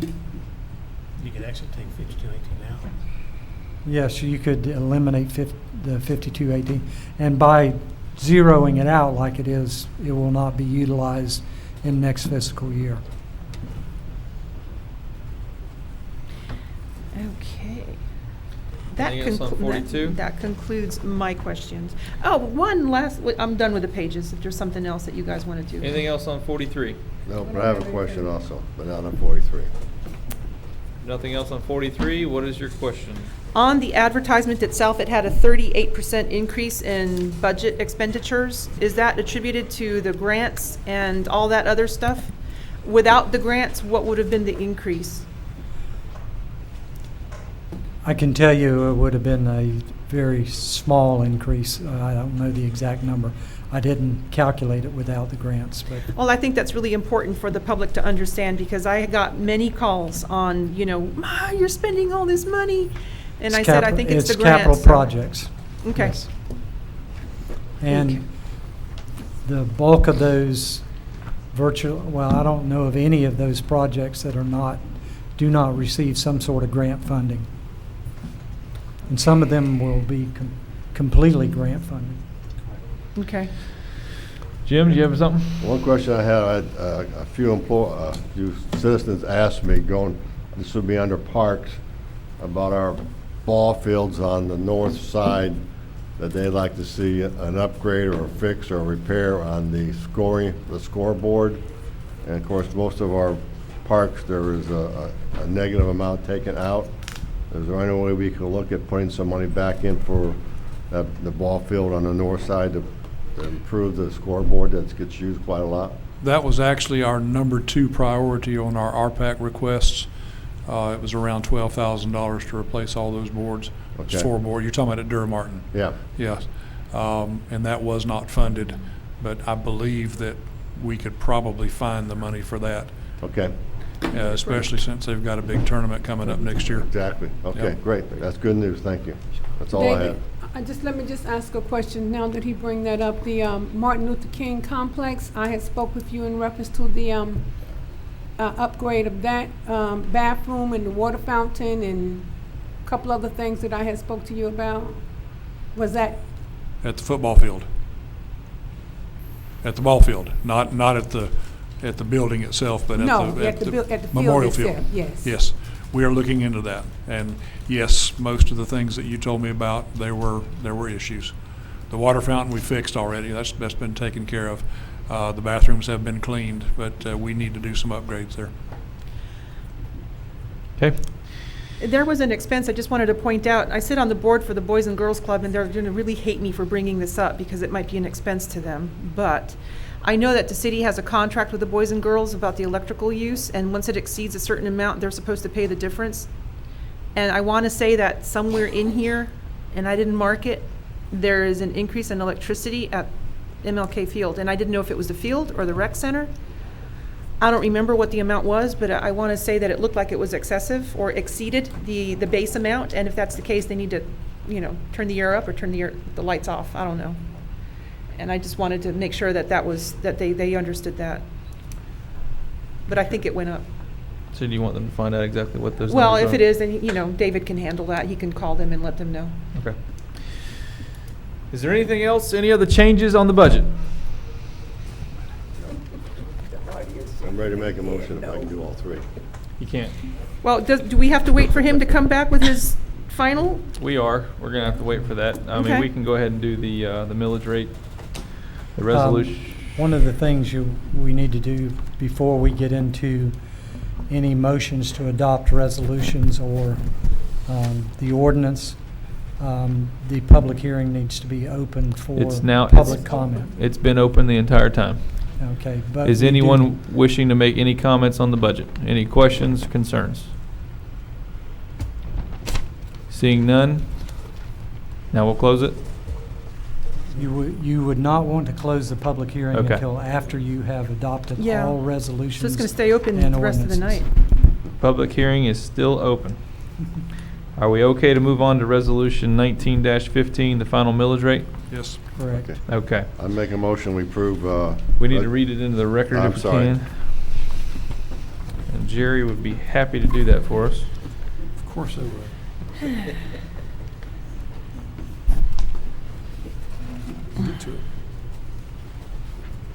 My fingers are not. There you go.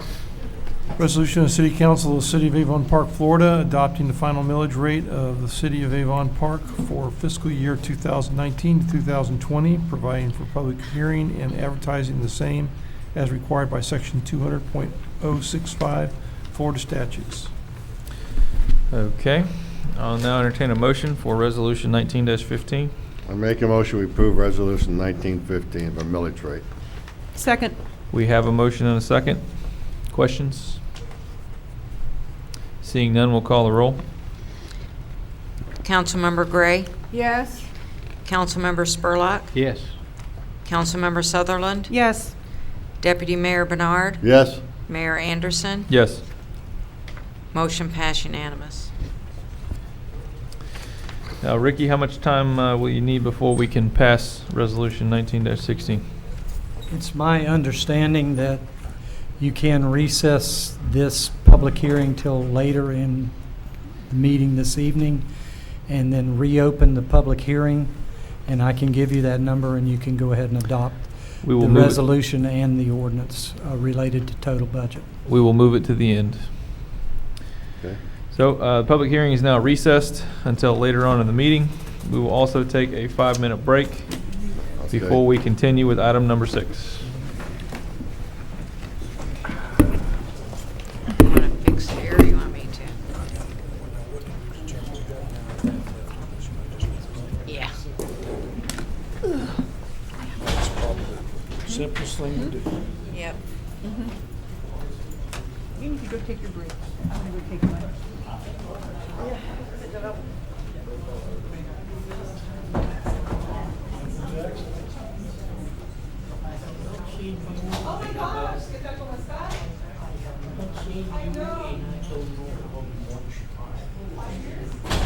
Are you kidding? I'm going to be 80. It's more than that.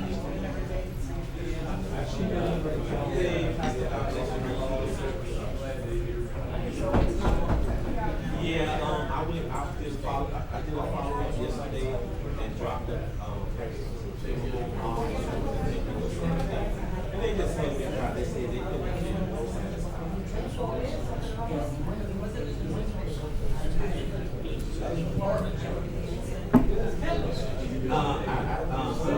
They said that they couldn't have been more satisfied with the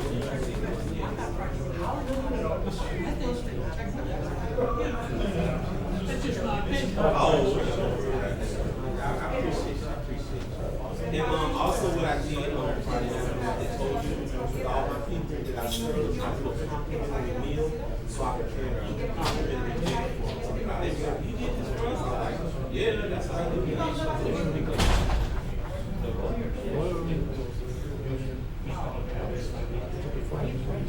Thank you, Pastor. I appreciate you and First Lady very much. Okay, have a good evening.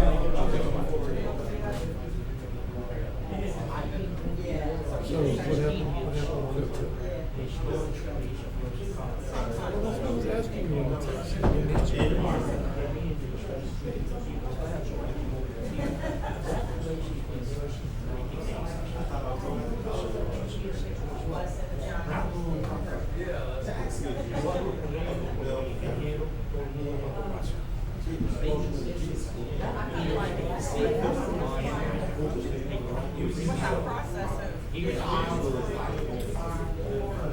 No, that's all right. That's all right.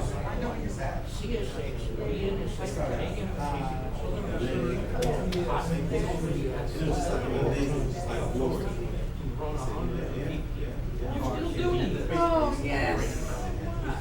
Oh, Lord. I'm not tired of being good.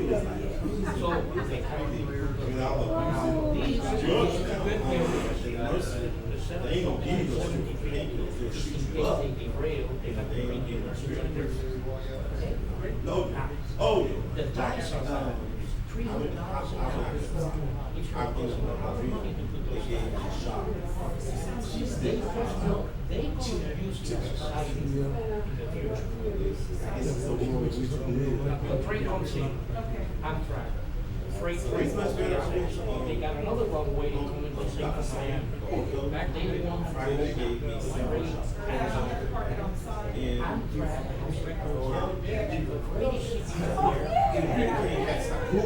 They said, he can take up Friday. I said, about some Friday.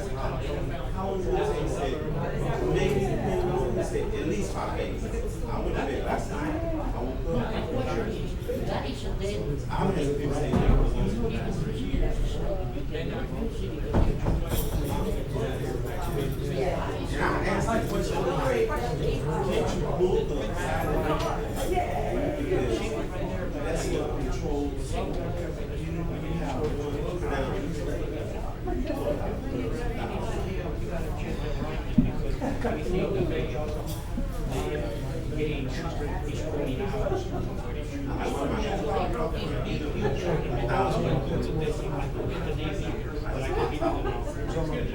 Okay, I only got 5 minutes, but I and I was so my hearing to the computer is like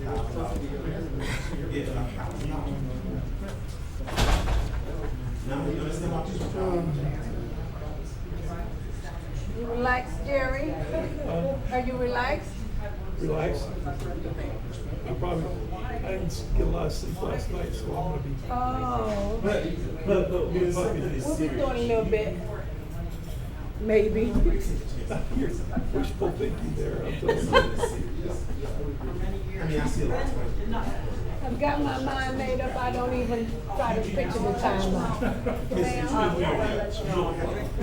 is a deadline of being for 85%. Say what now? You know, the big project, remember you were asking about it? Yeah, I'm Okay. sorry, my mind is gone. Yes, I get it. I remember. Okay. The deadline, if you want to. You already got it? By this first dedication ceremony is how to start. Okay. And how much you say they want now? It's Say, that was 55 pretty for quick. round cycle and 65 in the dedication. We've got, I need to go there, see what some of the. you have more than yours. A A lot more probably. Ranch for the state. Probably how to Branch. And then they put either the Probably lifespan 10:30. or time served in service. You gonna be able to concentrate there? I'm gonna get one for myself. Yes, sir. I think so. You're not doing none of that. I think so. You know what? Might not be a bad idea. to run out. That's what I Something to said. go over and get it anyway. I could go over there and pull it up and make the changes there. Less interruptions. There you go. There you go. It's You know how I am. Don't set your alarms probably. Yeah, I know. Turn it off. 65, right? I just give a check to them. The Battle of the Bands, Prince Brothers. Remind me. And remember, all the proceeds go to the Veterans Health Center. Look, remind me again, because I'm gonna be I'll give you that day reminder on Messenger. Remind you on Messenger. Not tomorrow, because I'll forget it tomorrow. You're next. The way I read that, you're next. Well, that'll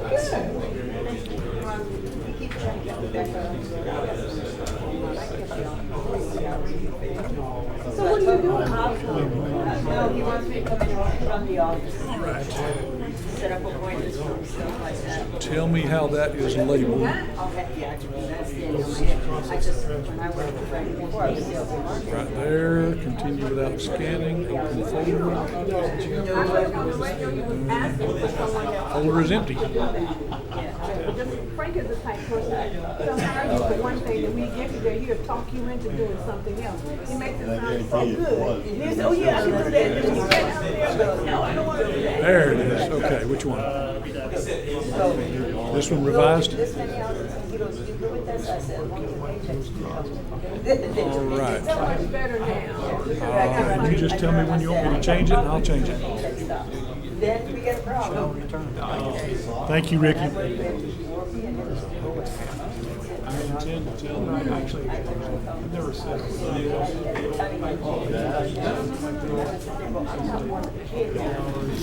Me too. Have you picked out a spot for the convention center yet? No, one is a building I want that would be absolutely perfect. You know the big red maze? No, I'm good. I'm just taking a rest. Is the building right behind it. Thank you. Inside the parking lot, they already have a handicap ramp. I know, isn't that the,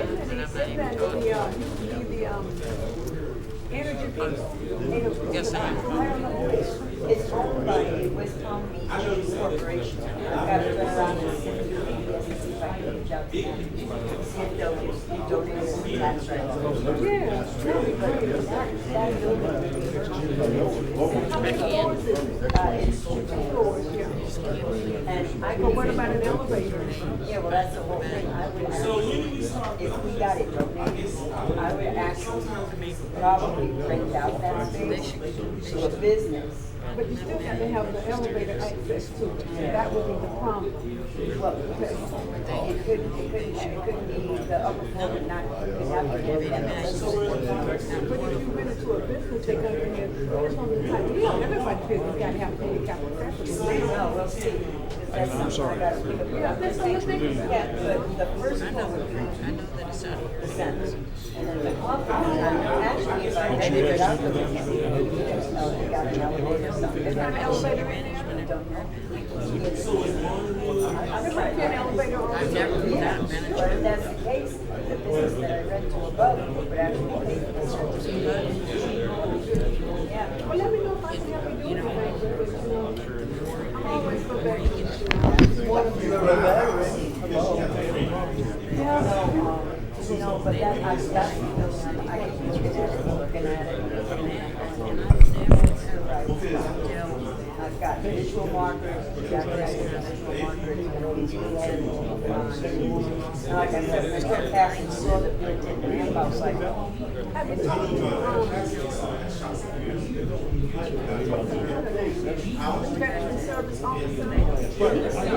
no, we'll be working in concert with the CSO. That's what I said, we're all gonna be working together, this is gonna be a unified effort, as many veterans organizations as I can find. And not just in the county, and I got that support you know, I was talking about the deal, I did the check and all that, I had 9 other organizations that was on the table.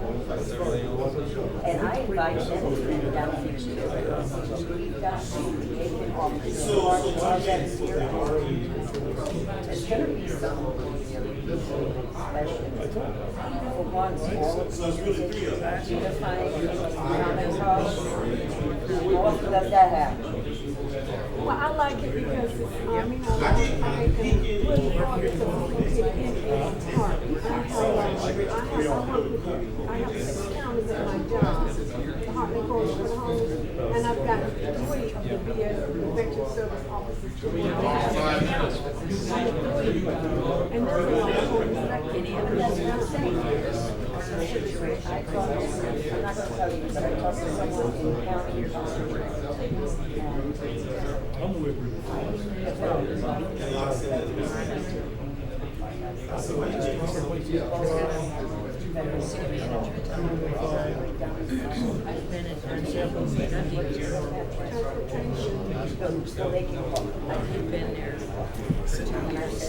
How are you?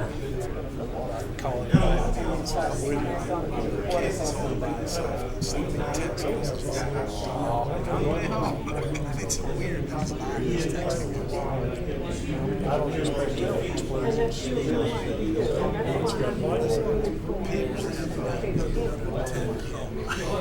I'm sure of it. I'm sure of it.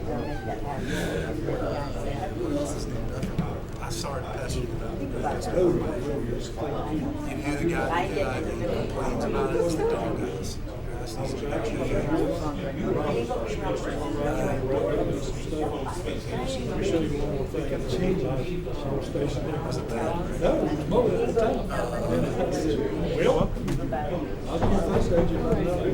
were waiting on you. Oh, I was just sitting outside. We weren't really waiting on you. I just said that. Alrighty.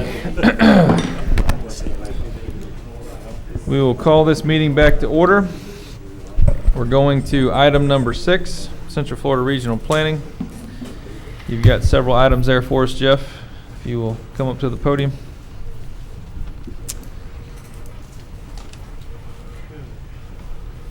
All right, good evening, council. Evening. Good evening, Jeff. First item, I believe, tonight we'll go to, this is really 2 items. I'm going to give an overview of both of these. First one's future land use amendment. The second one is a companion rezoning. They're both public hearings tonight. I know on the agenda it says first reading, but just want to be clear for the public that tonight is a public hearing. And tonight would be the final adoption hearing on these items. Can you hear me through the microphone? Only when you're very close to it. Okay. I'll speak louder too. All right, so we'll go, well, this is fine here. So this is an applicant-initiated amendment to both the city's future land use and zoning maps for properties located at 913 and 917 West Ball Street. The proposal would be to change the future land use from low-density residential to medium-density residential, and the zoning from R1A, low-density residential, to high-density residential. The purpose of this would be to allow for future development of the site. Perfect. One more slide.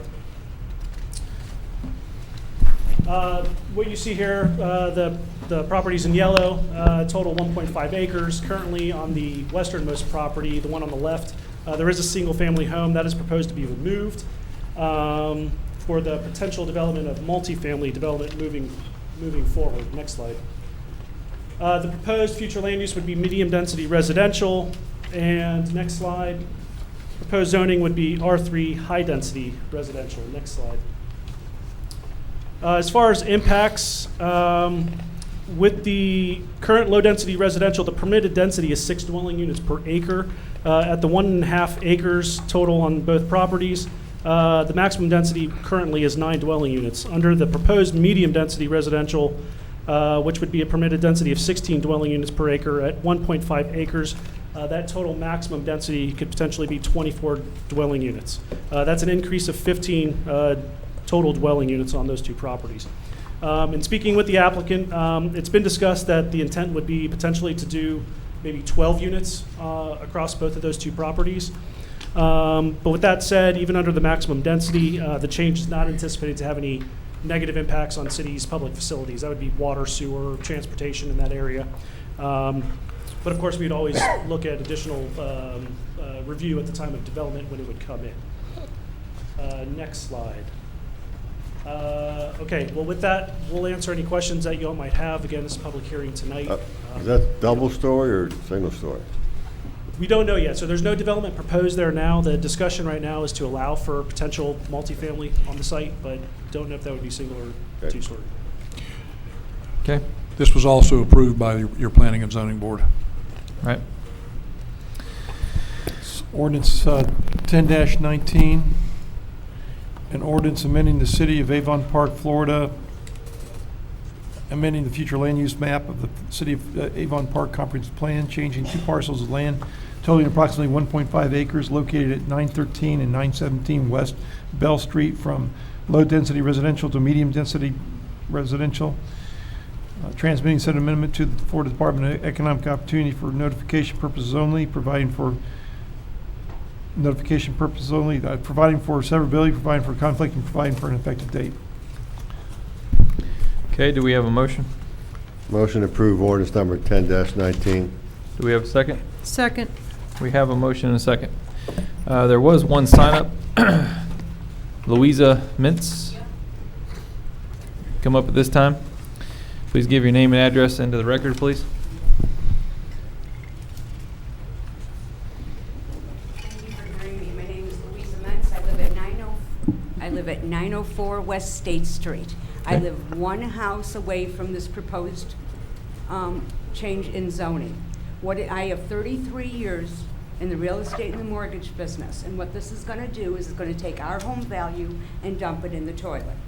I have brought my property value up in 5 years from $60,000 to $127,000. I didn't put all that money into my home for them to come in a residential neighborhood where the street on South Bell is all elderly people, and on the north side of State Street, which borders it also, we are 3 families that have been there together for a while. I think that they have Lemon Tree, which is on the west side of Anaka there. That's fine because it's backed by commercial. But to go ahead and put rental units in where we have residential, plus across the street from me, they just stripped out a grove that's citrus right now. Somebody's going to come in and buy it and either want to put apartments in there or low-income housing, which is going to kill our market here. You know, I understand It's that already we're not zoned as for that. popular as one side of 27 as the other, but we still have the right to keep our property values. Okay. Thank you. Thank you. Jeff, the the Grove that she mentioned is currently zoned highway commercial, is that correct? Let me see, I do. It's in actually red. Happen to have, if it's in red, yeah. It then that says would be- HC, That yeah. would be highway commercial and C2 general commercial. In highway commercial, what is available for apartments there? I don't have the code in front of me, but it would allow for residential, multifamily residential, in addition to commercial. You don't know what per acre? At what density? I don't have that in front of me. I believe it's 16. It very well could be, yep. In photograph 1, the homestead on the corner of Bell Street, and I guess whatever that street is there, I can't see. What's going to happen to the home place? Is it going to stay? Tear it down. That- They're going to tear it down. That is proposed to be removed. Yeah. It's going to take it out? Yeah. Do you know how old that grove is right there that just got pulled up? I mean, do I remember correctly where the city's comprehensive plan wanted to remove additional housing in one block behind the existing highway commercial? I don't remember a discussion Or of remove removing- commercial and only keep it along the corridor? I don't remember a conversation about that at any time. Now, of course, this change had happened more than 10 years ago, I think. But I don't remember a conversation of then removing and taking any of those properties back to, you mean taking them back to a residential zoning? Yes. To allow? There might have been a portion maybe somewhere at some time discussed, but I don't know that there was a an overhaul discussion of Okay. corridor wide. There's not a grove there, Maria. No, but Right. I want to say that there was something about taking those lots or whatever, anyway, if it was commercial, to turn it into residential, because we were trying to expand highway commercial and having them go up and down Highway 27 versus going inside to the city. Right. Yeah, I mean, we do have a need for apartments. I mean, there's been many studies that have come out saying that we have a deficit of apartments. Affordable housing, yep. So, I mean, we need more of it. So Where that goes is we up don't to know the what they're going to developer. look like, though. I mean, we don't know. No. It'll be very similar to the ones that are over behind Pizza Hut, the two-story ones that are there. That's what Mr. Hayes told me that he had in mind. He built those, and those are very, very nice. Is this Rick Hayes, Yes, Orangewood So- Builders? yes. So wouldn't they have to have setbacks and everything depending on where they are and sidewalks and all that stuff to make sure that it doesn't have any kind of encumbrance that's going to use up city Exactly. infrastructure and all? Exactly, and all of that will be reviewed at that time, including buffering as well, so you won't have apartment buildings right up to the property line next to the single-family homes. I mean, there would be buffering required because of the use to mitigate, between a multifamily and a single-family use. All of that will be reviewed at time of development, but we haven't seen any development plans that I know of at this point, so. Only the discussion of the potential density, which I think has been discussed around 12 units. I want to ask the resident that just spoke up, Ma'am, I've got a little map here. Can you tell me where your property is? While she's coming up, Jeff, am I correct that you said that existing, they could put 9 units, and now the object is to put 12? Right, exactly. So Yeah. the property would probably never ever be able to get up to 9 units. It would never be able to get up to the 24 units when you consider on-site stormwater, when you consider parking and all the other infrastructure that goes in with the development. But 12 units seems like it would be reasonable. There's some rentals in that area, but they are, you're going right next to two residents on the south side and on the north side. One is the old McClure house, it bumps right up to that on West Bell Street. But, I don't know about 2 stories in that area. I don't know.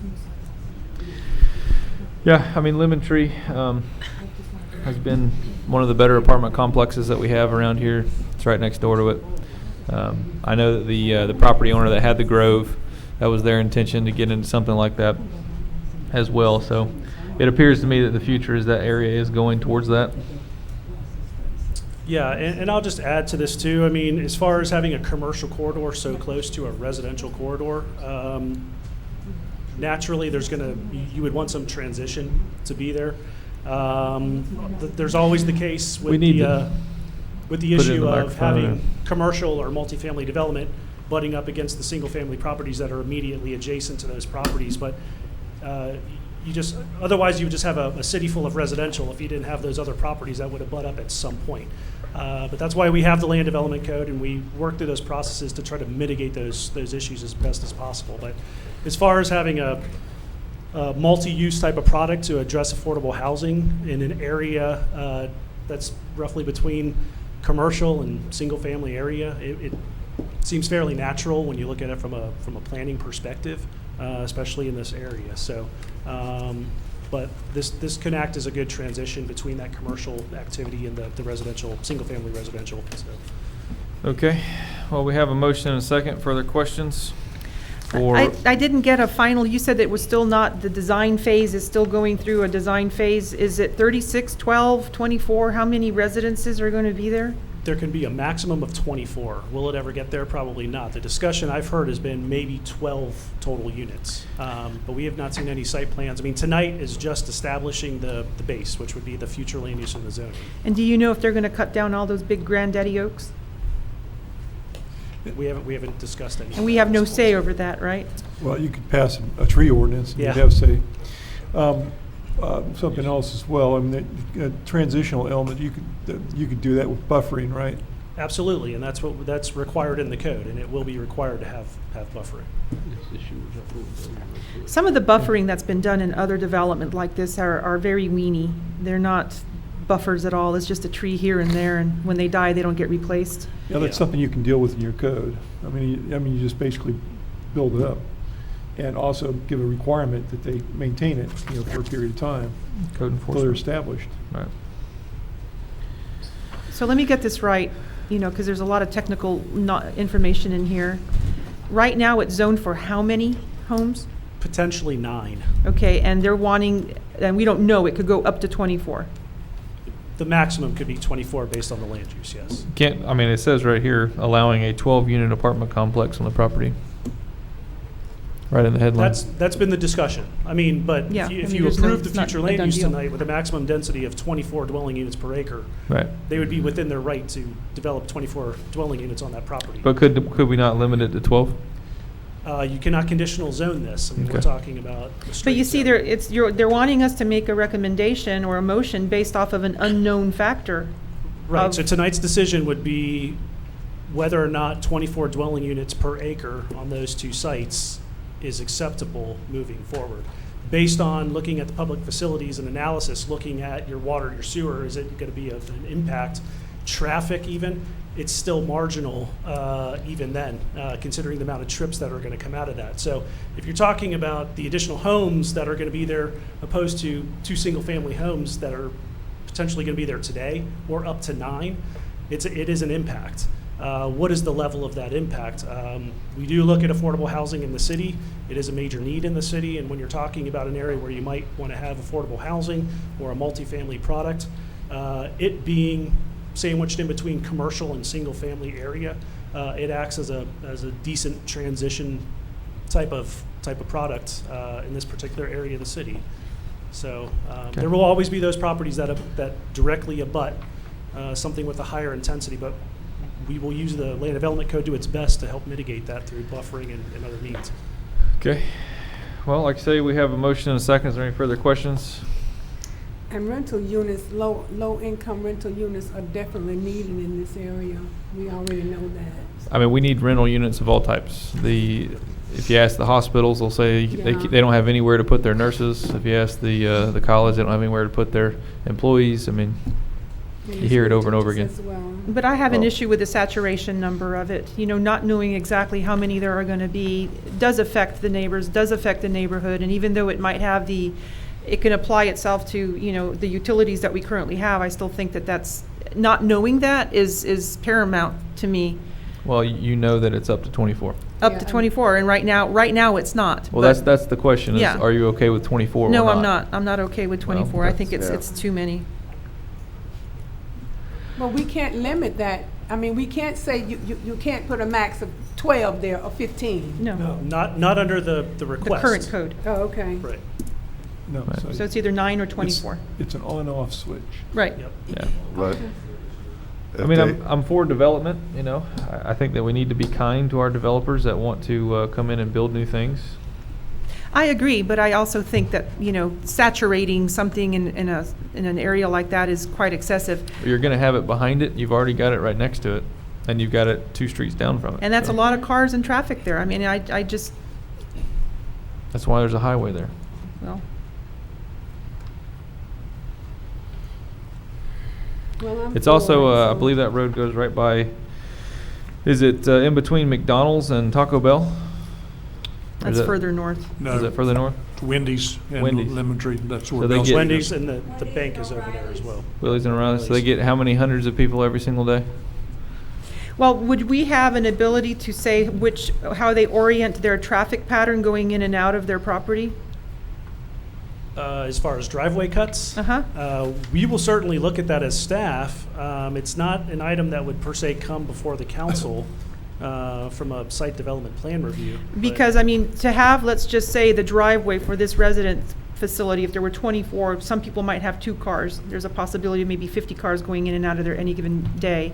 If they located that entrance on their southeast corner, then it totally affects the house next door and the house next door to that. Right, So, what would be the opportunity for us to say, could you put this over here, or do they already have their plans underway?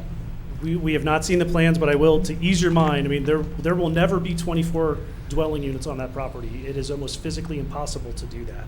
So even though the density allows that, it's going to be nearly impossible to ever get there because of all the other infrastructure and things the parking area, the walkways, the on-site stormwater management. I mean, there's just a number of things that go into it. But we would certainly look at that. We don't want to put the driveway. We probably want to put the driveway on an area that's of the main road. For fire trucks. Right, absolutely. So, I mean, all of that gets reviewed by technical staff at that time based on what is the best layout for this that has the least amount of impact on the area, the adjacent properties. That's a crazy intersection. So let me ask you a question. In your best guess estimate, with the amount of property that's there, what would be the max amount that you could see? Since we know it's not going to be 24.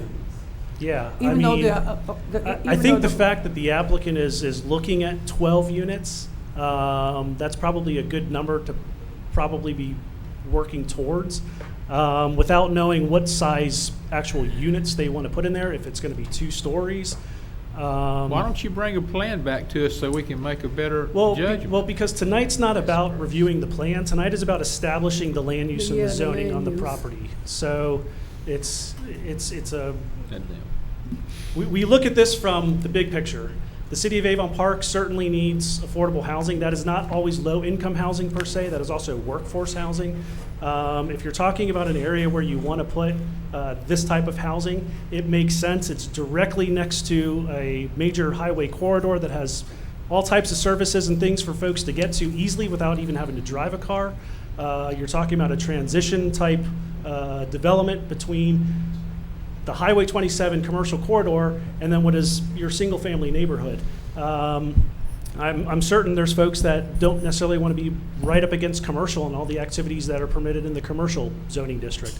So this would be taking it, yes, from single family to a potential multifamily type development, but it's your comfort level and where you all want to potentially be able to provide for this type of housing. You have a developer that wants to come to the table to provide that. We do our best as staff to work with you all to make sure the city gets a good product. We have all the folks review this from fire, utilities, planning, make sure that we don't put any adverse impacts, on the system, on the roadways, and especially the adjacent property owners. And we'll work to make sure that we provide the necessary amount of buffering and Yeah, and for areas the to same mitigate token, that. though, I mean, they could get this changed tonight and sell the property in 2 days to someone that wants to put in 24. They We have absolutely no could. control over that, so it increases their property value just by the decision that the council makes. It absolutely So- does. And I agree with you, and I agree with her as well. But right now, we're supposed to be making decisions that's what's best for this entire city of Avon Park. And by knowing that the city really needs some rental property here, I think, allowing this, even though we know that could happen, but yet and still, it would be the best thing for the city of Avon Park, and I think, at this point. But in your mind, you say that 12 is the magic number for them? It could be 15. I mean, I don't want to go on record Yeah, to say I that's know. the max that we think could go on there. What But often, to know it definitely won't be 24. Well, In my professional experience, I can't imagine a world where you get 24 total dwelling units on And an that's all acre we and a can half, ask for, is your with everything else that needs to be developed on that property. Jerry, do you have something? I was just going to say that usually the way this happens is they have a contract which is contingent on you approving this, and then they get, if you approve it, then they get the engineering done, which tells them what they can get done on site, and then brings us a plan at that point, as to what it's going to look like. So, or, like I said, they get the zoning and they sell it. So that's the other possibility. Yeah. Okay, so we have a motion and a second. Further questions? I have one more question. Okay. If this is approved, and then the builder comes up with a plan, takes it before planning and zoning, and they still have the right to refuse whatever their choices are. Well, according to the code, it's the use is permitted, so it wouldn't be a use that would go back before the Planning and Zoning Board or the City Council for that matter. You would be establishing the land use and the zoning on that property, but it would go through a staff level review and have an administrative approval. The owners aren't here tonight, are they? The No. applicants? No. Any other questions? There's no such thing as a middle zoning between this and what it is right now. This would be as close as you get to it. There's no further questions. We need to vote and move on.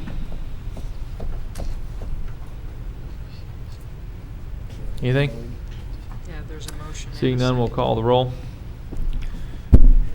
Councilmember Gray, Yes. Councilmember Spurlock, Reluctantly, yes. Councilmember Sutherland, No. Deputy Mayor Bernard, Yes. Mayor Anderson. Yes. Motion passes 4-1.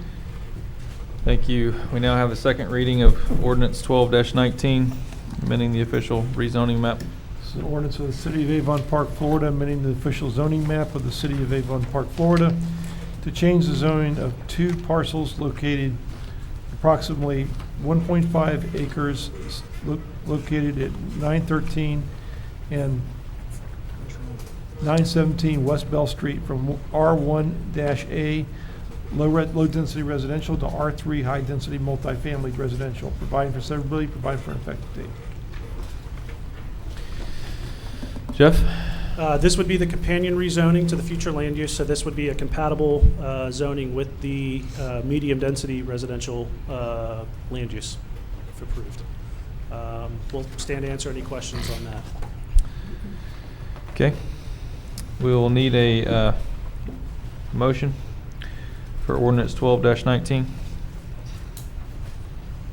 Can you explain for me exactly how this ordinance affects the previous ordinance?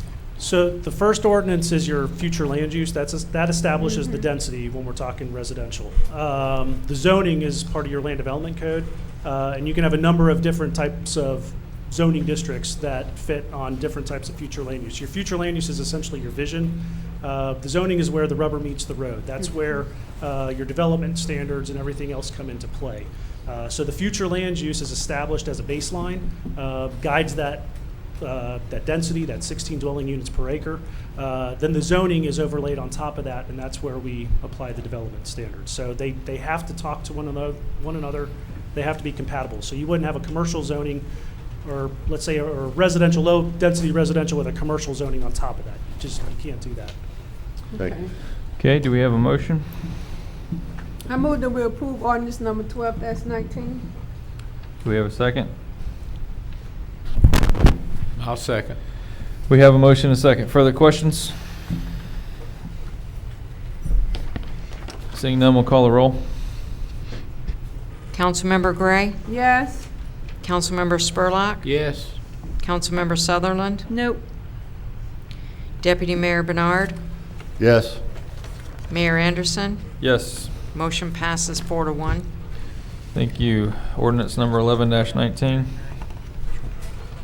All right, that's me again. Jeff Schmucker for the record, Central Florida Regional Planning Council. This is an ordinance amending the city's land development code to permit medical marijuana treatment facilities and dispensaries. Very, very brief background. Back in 2016, and we'll go a couple slides, that's good. Voters approved a ballot initiative for medical marijuana production, possession, and use to allow broader sale of marijuana to treat debilitating medical conditions for eligible patients. In 2017, Florida legislature approved Senate Bill 8A, which would allow the use of medical marijuana by patients with debilitating medical conditions. That bill became effective July 1 of 2017, signed by the governor. Next slide. That legislation, what led from that was an opportunity for local governments to either ban medical marijuana facilities within the local jurisdiction or permit them, and if in that case, treating them like pharmacies or how pharmacies would be treated by the zoning code. There was also a number of different standards that came along with that, special provisions, including separation requirements from schools, dispensing hours not to be held between 9 p.m. and 7 a.m., and a number of safety and security measures. At the council's meeting on September 9th, 3 options were provided. Next slide. For the city to consider. Again, the first 2 were either approving medical marijuana dispensing facilities or banning them. or continuing under a moratorium. That night, City Council chose to go the direction of approving medical marijuana treatment facilities within the city. Next slide. As a point of reference, your Planning and Zoning Board approved it as well. Yes. As such, this requires amendments to the city's land development code. That would include adding several new provisions to section 2.02 with regard to medical marijuana dispensing facilities, recognizing medical marijuana dispensing facilities in the zoning table of land uses, as well as adding new definitions and updating definitions consistent with Florida statutes. It's not on this slide, but I just want to mention, and it is in your packet in the ordinance, there was an additional repeal of language that's currently in Article 3. That was language that was adopted in 2016 when there was some movement at that time. That language is all out of date, and it's not consistent with the current law. So all of that will be being repealed, and what you see in your packet underlined is the new language moving forward. It says 2 hours. So as far as the amendments go, next slide. General provisions are included regarding the minimum separation requirements, and that would be the 500 feet from any real property that comprises a public or a private school, as well as references to additional requirements of the state. With regard to the table of land uses, a new item is added there. That's pharmacies, including medical marijuana dispensing facilities. That'll be added as permitted uses, and those would be strictly in the C2, C3, and C4 commercial zoning districts. Again, the reason for adding the pharmacies there is Florida statute says you cannot treat a medical marijuana dispensing facility or a treatment center any different than you would a pharmacy. So like a Walgreens or a mom and pop pharmacy, you cannot treat them any different. So anywhere you would allow a pharmacy, you have to allow this type of dispensary or care facility. So with that, the C2, C3, and C4 zoning districts naturally fit for the pharmacy type uses.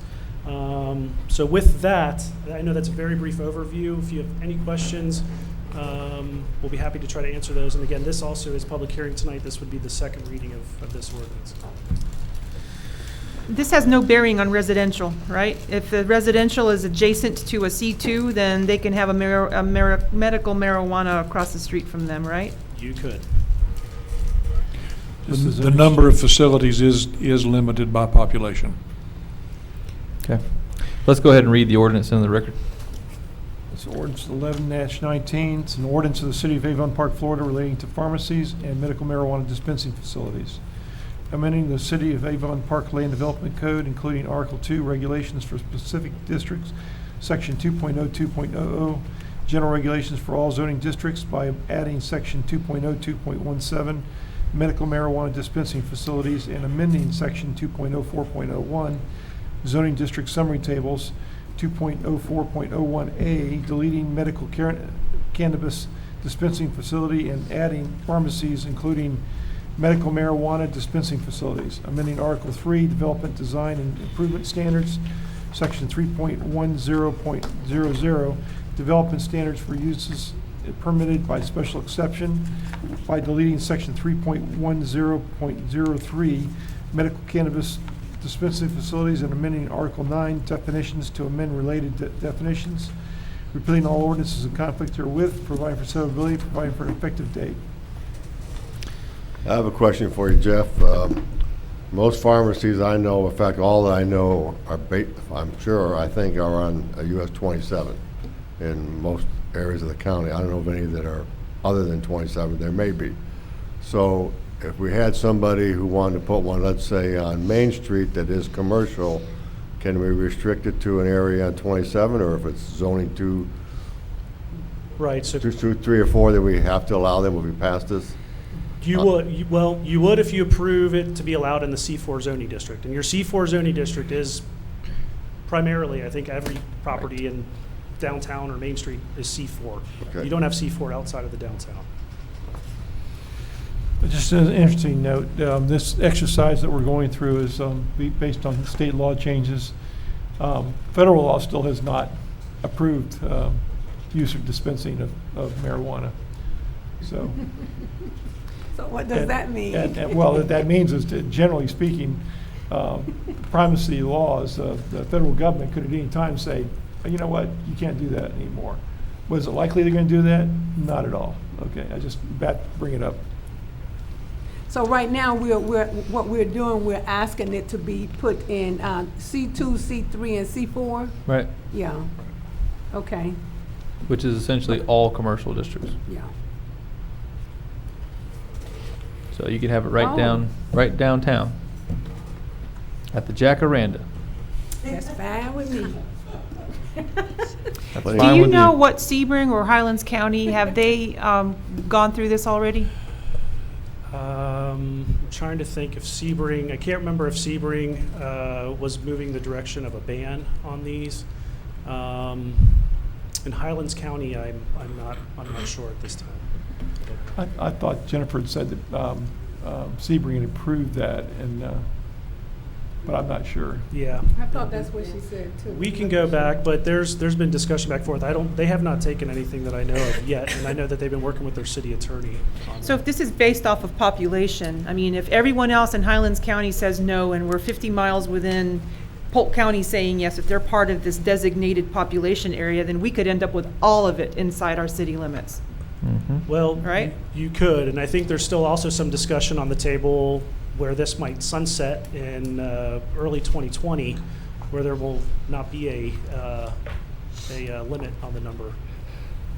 Say what now? Can you repeat that? There's some language out there right now that in early 2020 that this, call it a ban or call it a limitation on the number of facilities would be lifted. It would sunset in April of 2020. Now, I know that that's being discussed, whether or not that will hold or whether or not the legislation will look at that again. But that is the discussion out there. So there is the potential that there would be a release of that limit on the number. The only part I don't like about it is that it could be right next to a house. They could also remove the ban, not allow anybody to ban it. They could. It could go a number of different Because directions. the constitutional provision basically said it approved Right. with regulation. So, And let me ask. go ahead. Sorry. Go ahead. But we could not just limit it to one C4. It has to be all or none? Right. If you're I mean, opening the C- door for C4, it could be on. I mean, all the commercial district. It doesn't have to be. You could limit it to If you're not- C2. Right. It could Okay. just be C2.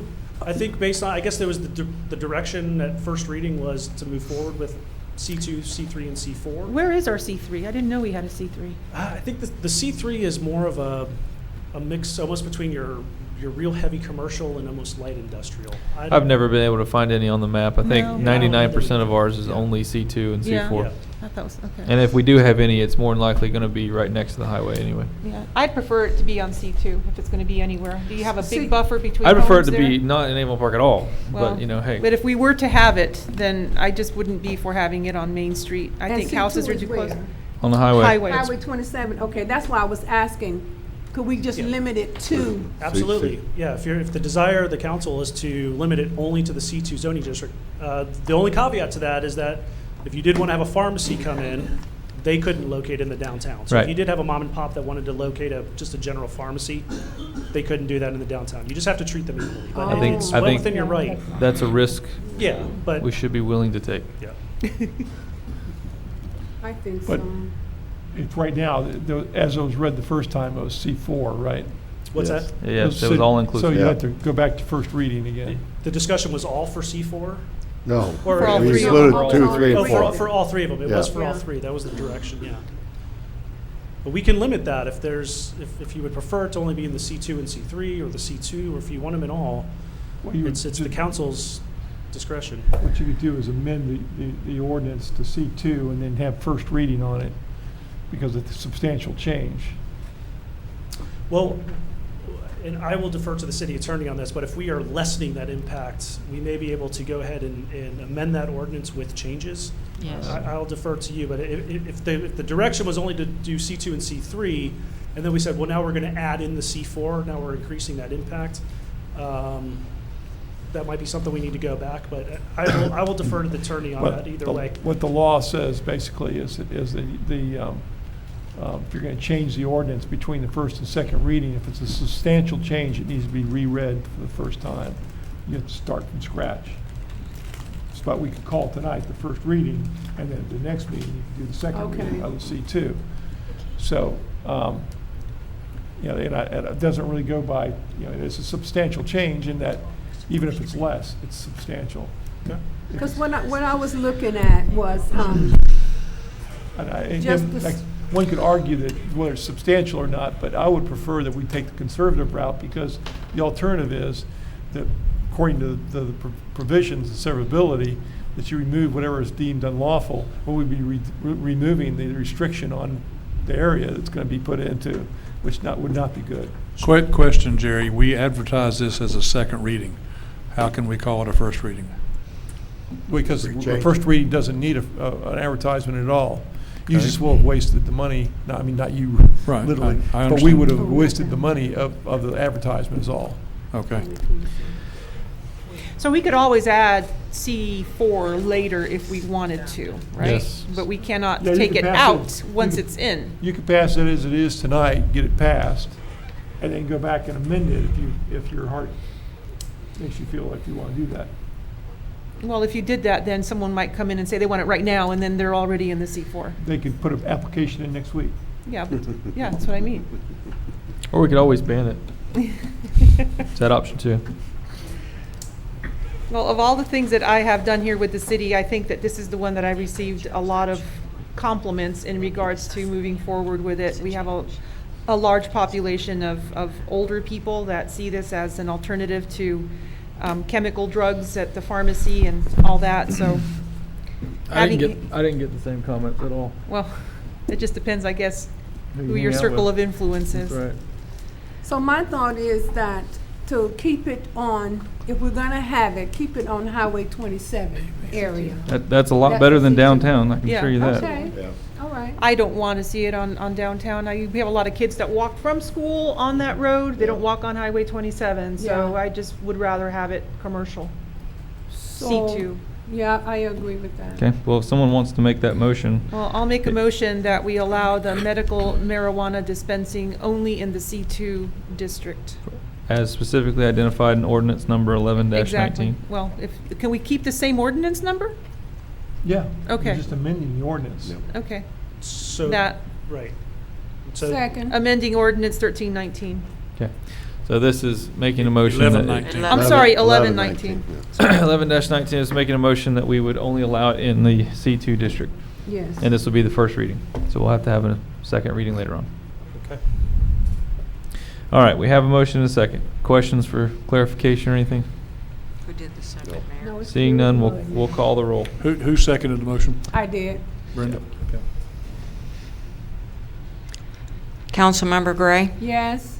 Councilmember Spurlock? Yes. Councilmember Sutherland? Yes. Deputy Mayor Bernard? Yes. Mayor Anderson? No. Motion passed 4-1. Now, do we need to do a second reading? Yes. Okay. It'll need to be advertised as such. Not Yeah, okay. tonight, yeah. Jeff? Right, at our next meeting. At our next meeting? Yeah. Okay. It's just a typo. All right. Okay, so that concludes everything for Mr. Schmucker. We appreciate you. 33 minutes. Okay. Okay. Now, item number 7 has been removed,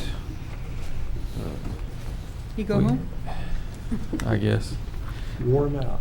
Item number 8, we have Michael Swain, attorney for Avon Park Land Trust. We'll need your name and address, please, sir. Yes, sir. For the record, my name is Mike Swain. I'm an attorney with Swain, Harrison Wall in Sebring, Florida. The office address is 425 South Commerce Avenue, Sebring. Okay, what can we do for you, sir? We represent the Avon Park Land Trust, which is owned by Robert Fleming and his mother. And this is a piece of property, actually 2 parcels of property that lie between the 2 railroad tracks in downtown Avon Park on the south side of town. They front on South Railroad Avenue. The Mike, first- going to need you to speak into the mic a little bit louder, please. I will try to. Okay, thank you. I'm usually told I'm too loud. But they own 2 parcels of property on the south end of South Railroad Avenue. And they both of the parcels front on South Railroad Avenue. And I hope you've received a copy of the letter from CSX Yes. that told them that they needed to buy that property, a little triangle-shaped piece of property that sticks out from the railroad right-of-way that constitutes about 1/10 of an acre. And they are been told they should buy it for $12,000 if they want access to their property. We have declined to do that. We've made a counter proposal to them of $3,000. This is the second year in a row this has been going on. The first year they demanded $15,000. We declined. They're now demanding $12,000, which it works out to about $120,000 an acre, which is pretty valuable property for a piece of property they had no possible way of using ever. I talked to Mr. Bear about this a while back. There's a Florida statute that says, in essence, it's in Chapter 95, that says, in essence, that if a governmental entity builds a road and maintains it for at least 4 years, it is presumed conclusively to be dedicated to the public. So the government owns it. We have always assumed that the city of Avon Park built South Railroad Avenue. We don't have any proof of that. Hopefully there's somebody in the city that either has some evidence of it or some knowledge of it having been built, or there's a case out there that says even when there was just some newspaper articles about a road, that was sufficient. There is a paved road that runs off the main and comes down past the property you own, the property Yana owns, and then comes right into the Avon Park Land Trust property. They bought this first parcel of property when the buildings were already constructed on it, and they were constructed to the city specifications and access from that road. Now, if the CSX can do what they're trying to do, they said they were going to barricade it. They didn't do it, but they said they were going to barricade. They said we'd be arrested if we trespassed on that property, and they haven't done that. We appreciate that. I don't know if we're ever going to reach an agreement, but if the city can help us find somebody that knows when that road was built. We don't think it was built by private interest. It doesn't make any sense. You've got one on South Railroad Avenue, you have North. To compound the problem where it came up before this, we got the letter from the railroad. The city used to have two crossings. One at what is known as Walnut now. I think it was called School. It's at one point in time. Wilhite. And Wilhite. Right down here at the bottom. Walnut on the north, Wilhite on the south. They bought this property on the south, assuming that was could be their access from down there, because they own all the way down to where Wilhite goes across. They didn't know anything about it. Found out later that the crossing had been closed and the road closed. They still have access if they have South Railroad Avenue. But if they don't have that, they don't have any access to the back property. They went and tried to pull a permit. This is before the railroad got its finger in the pot. They went and tried to pull a permit to build some more units, and with your prior fire chief, he said, no, you can't do that because that's not a legal road down through there, and we need to be able to get fire trucks down there. We can come down the other side, but it's too narrow and we can't do that. Everybody on that road's got a problem, and we'd like to see it fixed.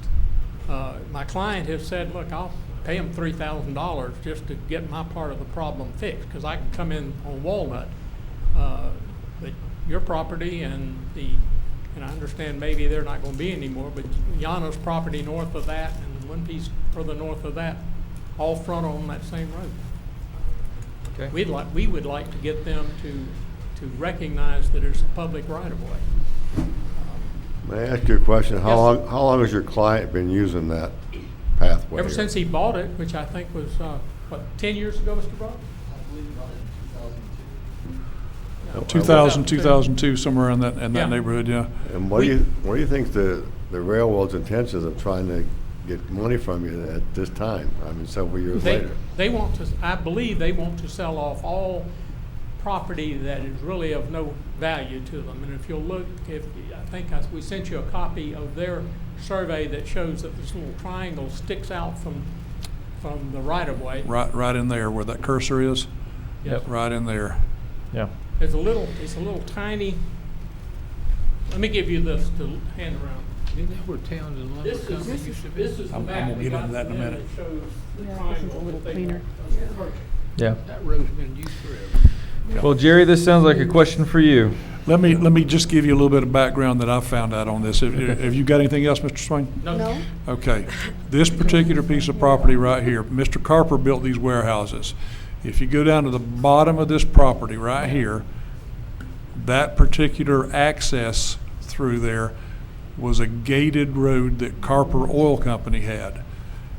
The road that came through here has always been on private property. The city may have maintained it, but I don't know that for a fact. The only thing that I can find, I actually went back to one of my old high school yearbooks.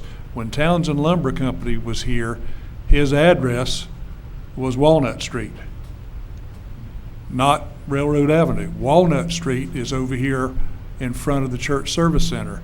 It isn't anymore. It's been changed. It's now Row. But that was Walnut that went this way, and then over here, you'll see where Fields is. That became Walnut back over there again. But this particular property was closed off. They closed off both crossings right there and essentially landlocked that piece of property on the bottom of the triangle. Right here where my cursor is where Mr. Carper's Texaco plant was. The road that came through there had a gate across it and was locked off right in there. Yep. And there was no access from Wilhite, which it was back at that time, it was Canfield, I believe. But there was no access to get through to those. Now, that was before Mr. Carper had built these. When he built these warehouses, he started with one, then he built another one, and then another one, and then another one. The problem that I see on this is that when Mr. Fleming bought this, I don't know that if a survey was done or not, but it looks like that property line is right on the building. I don't know if the setbacks are done or not. That being the case, Zero lot line. I'm not an attorney, but I believe that that's the city's fault for issuing a building permit for that. But Because, how long ago, those were built in 2002? no, these were built back in the 70s. So, I mean, why would those pieces of property be sold to begin with when they're between two railroad tracks? I mean, did CSX own that all along? No, the time, there CSX was- didn't own this piece. They only own. Their the right of way, they've got 70 feet from the middle of the road, their railroad track to the property line. That's their 70-foot right of way. And since this has been closed off at the bottom, he can no longer access the rest of his property because the CSX Railroad is not giving him an easement at a reasonable price to where he can develop a road to get down to the bottom of his property. You follow me? Yeah. Okay? Now, when Townsend sold all this to Mr. Carper back in the 70s, when they closed that lumber yard, that sat vacant for a few years. I said the 70s, I think Mr. Carper built these probably in the early 80s, if I was guessing. Yeah? Okay. But anyway, the problem came in, there was a lady that was killed on this railroad track right here. She actually drove down the railroad track and got hit head-on by a train. That was when they decided they needed to do some different things there and closed off those two crossings. CSX had requested the city to assist with that, and they did. We found some old legal documents on that was done back in the late 90s, that was like 2006, 2007, somewhere around there. That's when she died. But anyway, as far as that being Railroad Avenue, I don't believe that it ever was. I couldn't find anything that said that. Well, Wait. the map shows it, the county map. You know, And all the others show it, it doesn't go all the way down to Wilhite. Right. But it comes down past this Right. piece of property. Right that here. is that the CSX says they own. But even, I think Mr. Carper actually paved that, because back when even Townsend Lumber Company was there, it was just a shell and dirt road. It had never been a paved road through there, because it was on private property. I don't think. Jerry, do you have something to add? I'm sorry. Yeah, well, Put the cursor on where he's getting on railroad property at. Railroad property is right here. This whole right-of-way from the railroad track over to his property line is the railroad property. Well, where is just the little area that juts out that they want to sell for $12,000? This piece right here. It's in the maps there. That right there. There you go. Yeah. I saw that. This looks better for me. Does that bother you? Should have been a map in your packet. I have that. I have that.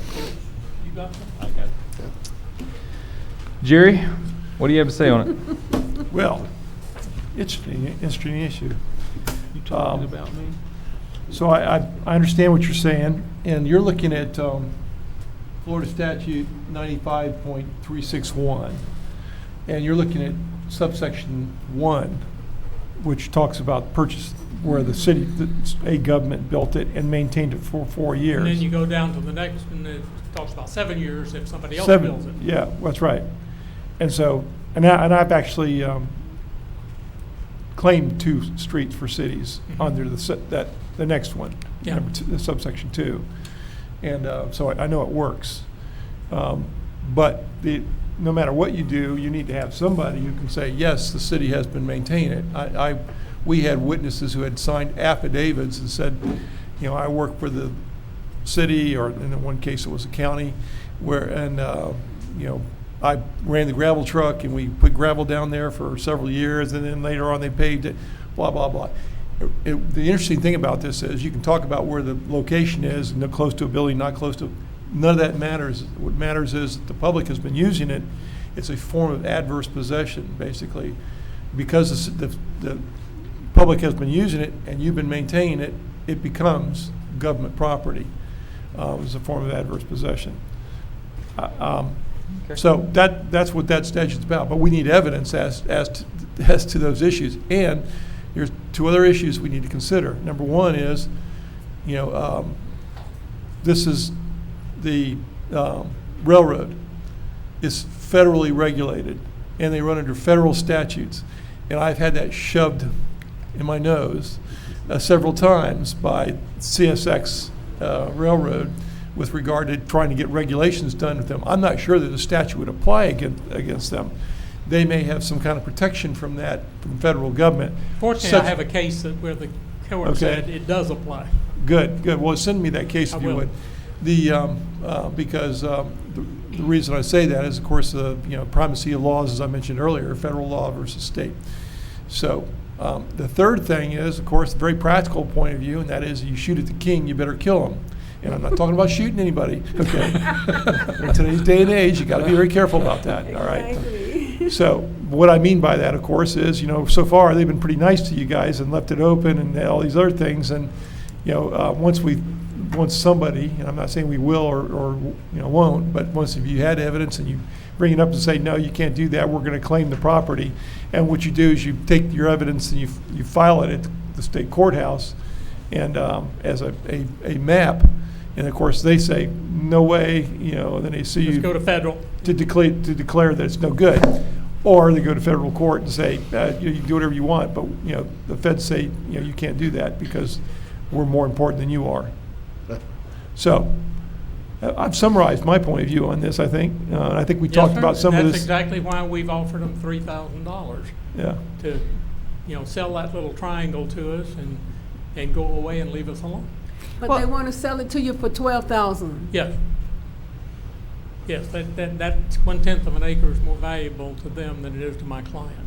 Well, now, if I had something in hand, an affidavit or from somebody who knew that this road, South Railroad Avenue, had been either built by the city and maintained for 4 years, or built by somebody else and maintained by the city and open for 7 years, I've got more leverage with them to work with.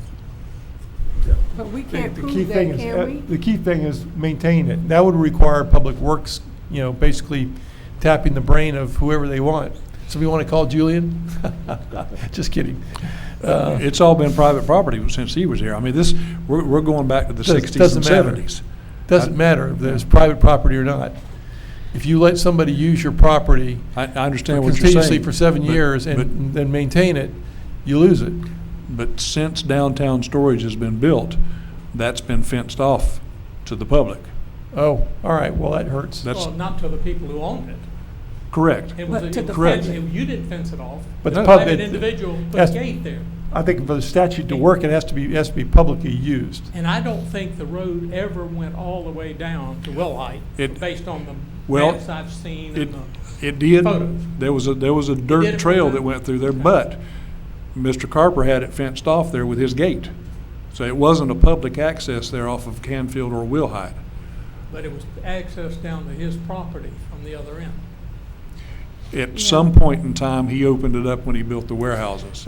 Are you going to end up with absolutely no access if they do that? If they sell that property to somebody else and close it off? Can't, not with a vehicle. Well, You can walk there, through. it seems to me, just trying to go by memory, which can sometimes fail me, there's a statute out there with regard to properties having no access. Well, the first one you won't want to hear about because they're called inverse condemnation. Yeah, no, You know what that one is. That's not. We don't want to mess with that. Yeah, well, and they can't do that, neither. No, we can. We Yeah. can. You all closed that off, and you didn't tell us anything about it. We didn't have any input, and you have eliminated our right of access. We don't want to come in and jump on the city of Well, Avon Park. well, we're not we closing want any- we're not- CSX to let us buy We're the not property. closing anything off. They would be closing it off. CSX would be closing it off. No, We're- sir, you closed it. So is what they want that if, let's just say that it was public access and the city had it, are we going to be forced to put all kinds of things there to make sure that it's safe, considering that someone was killed just, 100 feet away on Willhite? Walnut is still open. And the access across Walnut is still there. Well, and what you're I thought calling, Walnut was barricaded off. what you're calling Walnut is this section that's just right there by your warehouses. Yeah. That's, Oh, that's that's a- actually. I was looking at that's a- Willhite. That's a no-name road right there. Oh, is that? Yeah, yeah. Okay. But it's still open. Correct. And- You can drive completely around that over the railroad. So you're asking us to see if we have the history of maintaining it? Yes, ma'am. Even though it's been fenced off and there is no access for us to maintain The south it? end was fenced off by the owner with a gate there for him to come and go. But the access from the north into his property was down South Railroad Avenue. It also has a second problem that for the city, in as much as you own the property immediately north of Avon Park Land Trust. And your address is on South Railroad. 120 South Railroad. And- Correct. And so is the Yanis property north of That's- that? and that's the ours, property yes. North of that? And- Yeah, and the city it's owns going- the Yana property, by the way. Ma'am? The city owns the Yana property. We I just know call the it. one you leased to them, I thought they own the piece. They do own So that. are there garbage cans or dumpsters on this property in question? Not the triangle, but where the warehouses are. Are there any city services being provided to them? Yeah, I need to figure out what. I need to ask him that. Just water and sewer? You don't have dumpsters where the trucks would be coming in and picking them up or garbage cans? Yeah. So I think the best course of action is to have our attorney talk to you, sir, and see what you guys can work out on the history of all this and try to find a way forward to bring back to us on the council. This was one of the first things that landed on my desk when I took this job, and I have talked to Mr. Fleming, the owner, many, many times, and I have done all the research that I can possibly do to find out where this thing happened, and I've never been able to find anything that said it was ever maintained by the city, or it was called anything other than what I found in my high school yearbook when it was called Walnut. Never found anything that said it was called Railroad. I was looking for an address that maybe somebody had it down there as Railroad other than the mini storage, and that's it. That's the only one. And I don't actually know how they ended up with that name because Railroad stops right above that. No, sir. Well, All the maps show it coming south of that. Okay, clearly this is not, This is not something that's going to be resolved tonight. No. So what we need to do is have our attorneys talk to each other and work it out so we can come back to us and not spend all night working on it to get nowhere. If you're going to speak, sir, you got to come up to the microphone. You have to come up to the microphone if you want to speak.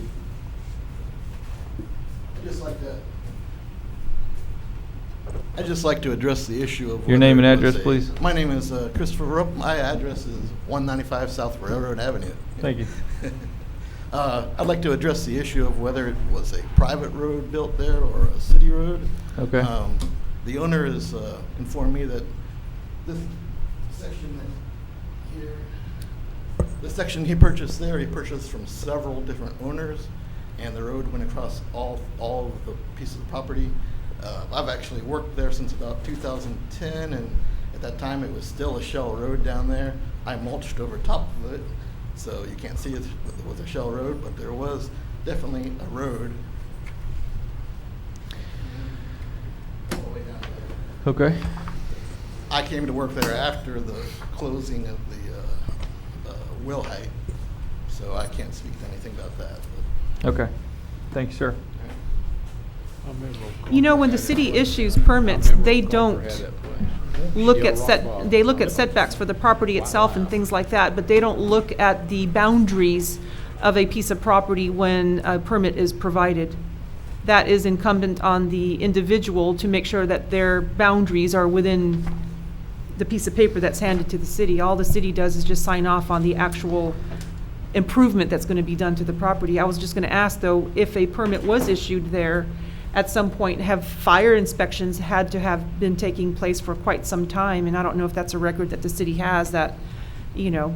If they happen, we'll have record of it. Yeah, they would. So I'm just curious to see how that permit was done way back when. You know, I don't know if they did those boundaries, as far as I know, are never looked at because it's too much liability on the city to corroborate that those boundaries are accurate. The cities are not liable if the building inspector makes a mistake. Right, Mr. Bureau? Yes. You know, fortunately for cities and those of us who represent them, if an employee of the city makes a mistake in issuing a permit, the city's not liable. Mhm.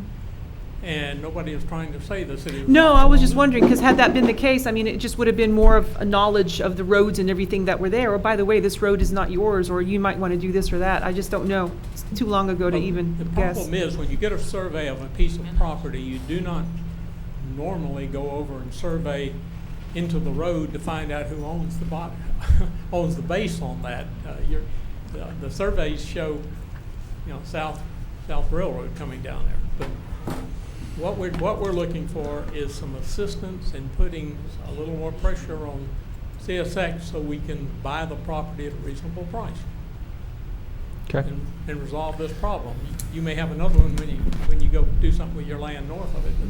Right. Well, we certainly are interested in helping you out any way that we can. I appreciate it. It just, we're limited on what we can actually get accomplished here tonight. So that's why we'd like to have Jerry give you a call and see what you guys can't work out and bring Yeah, it back He to and us. I've talked before, Have you? and until he gets some marching orders, he's not going to. Is anyone too opposed, terribly involved. is anyone But you opposed Not to at Jerry all. spending time? Yeah, go Nope, ahead, let's Jerry. do it. No, please do. Okay. All right.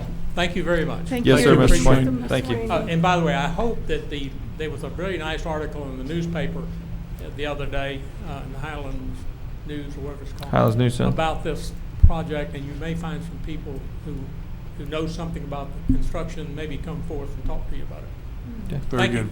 Thank you. Mayor, I need 5 minutes to change the CD. Okay. DVD. Okay, I'm gonna run to We got 6 minutes left.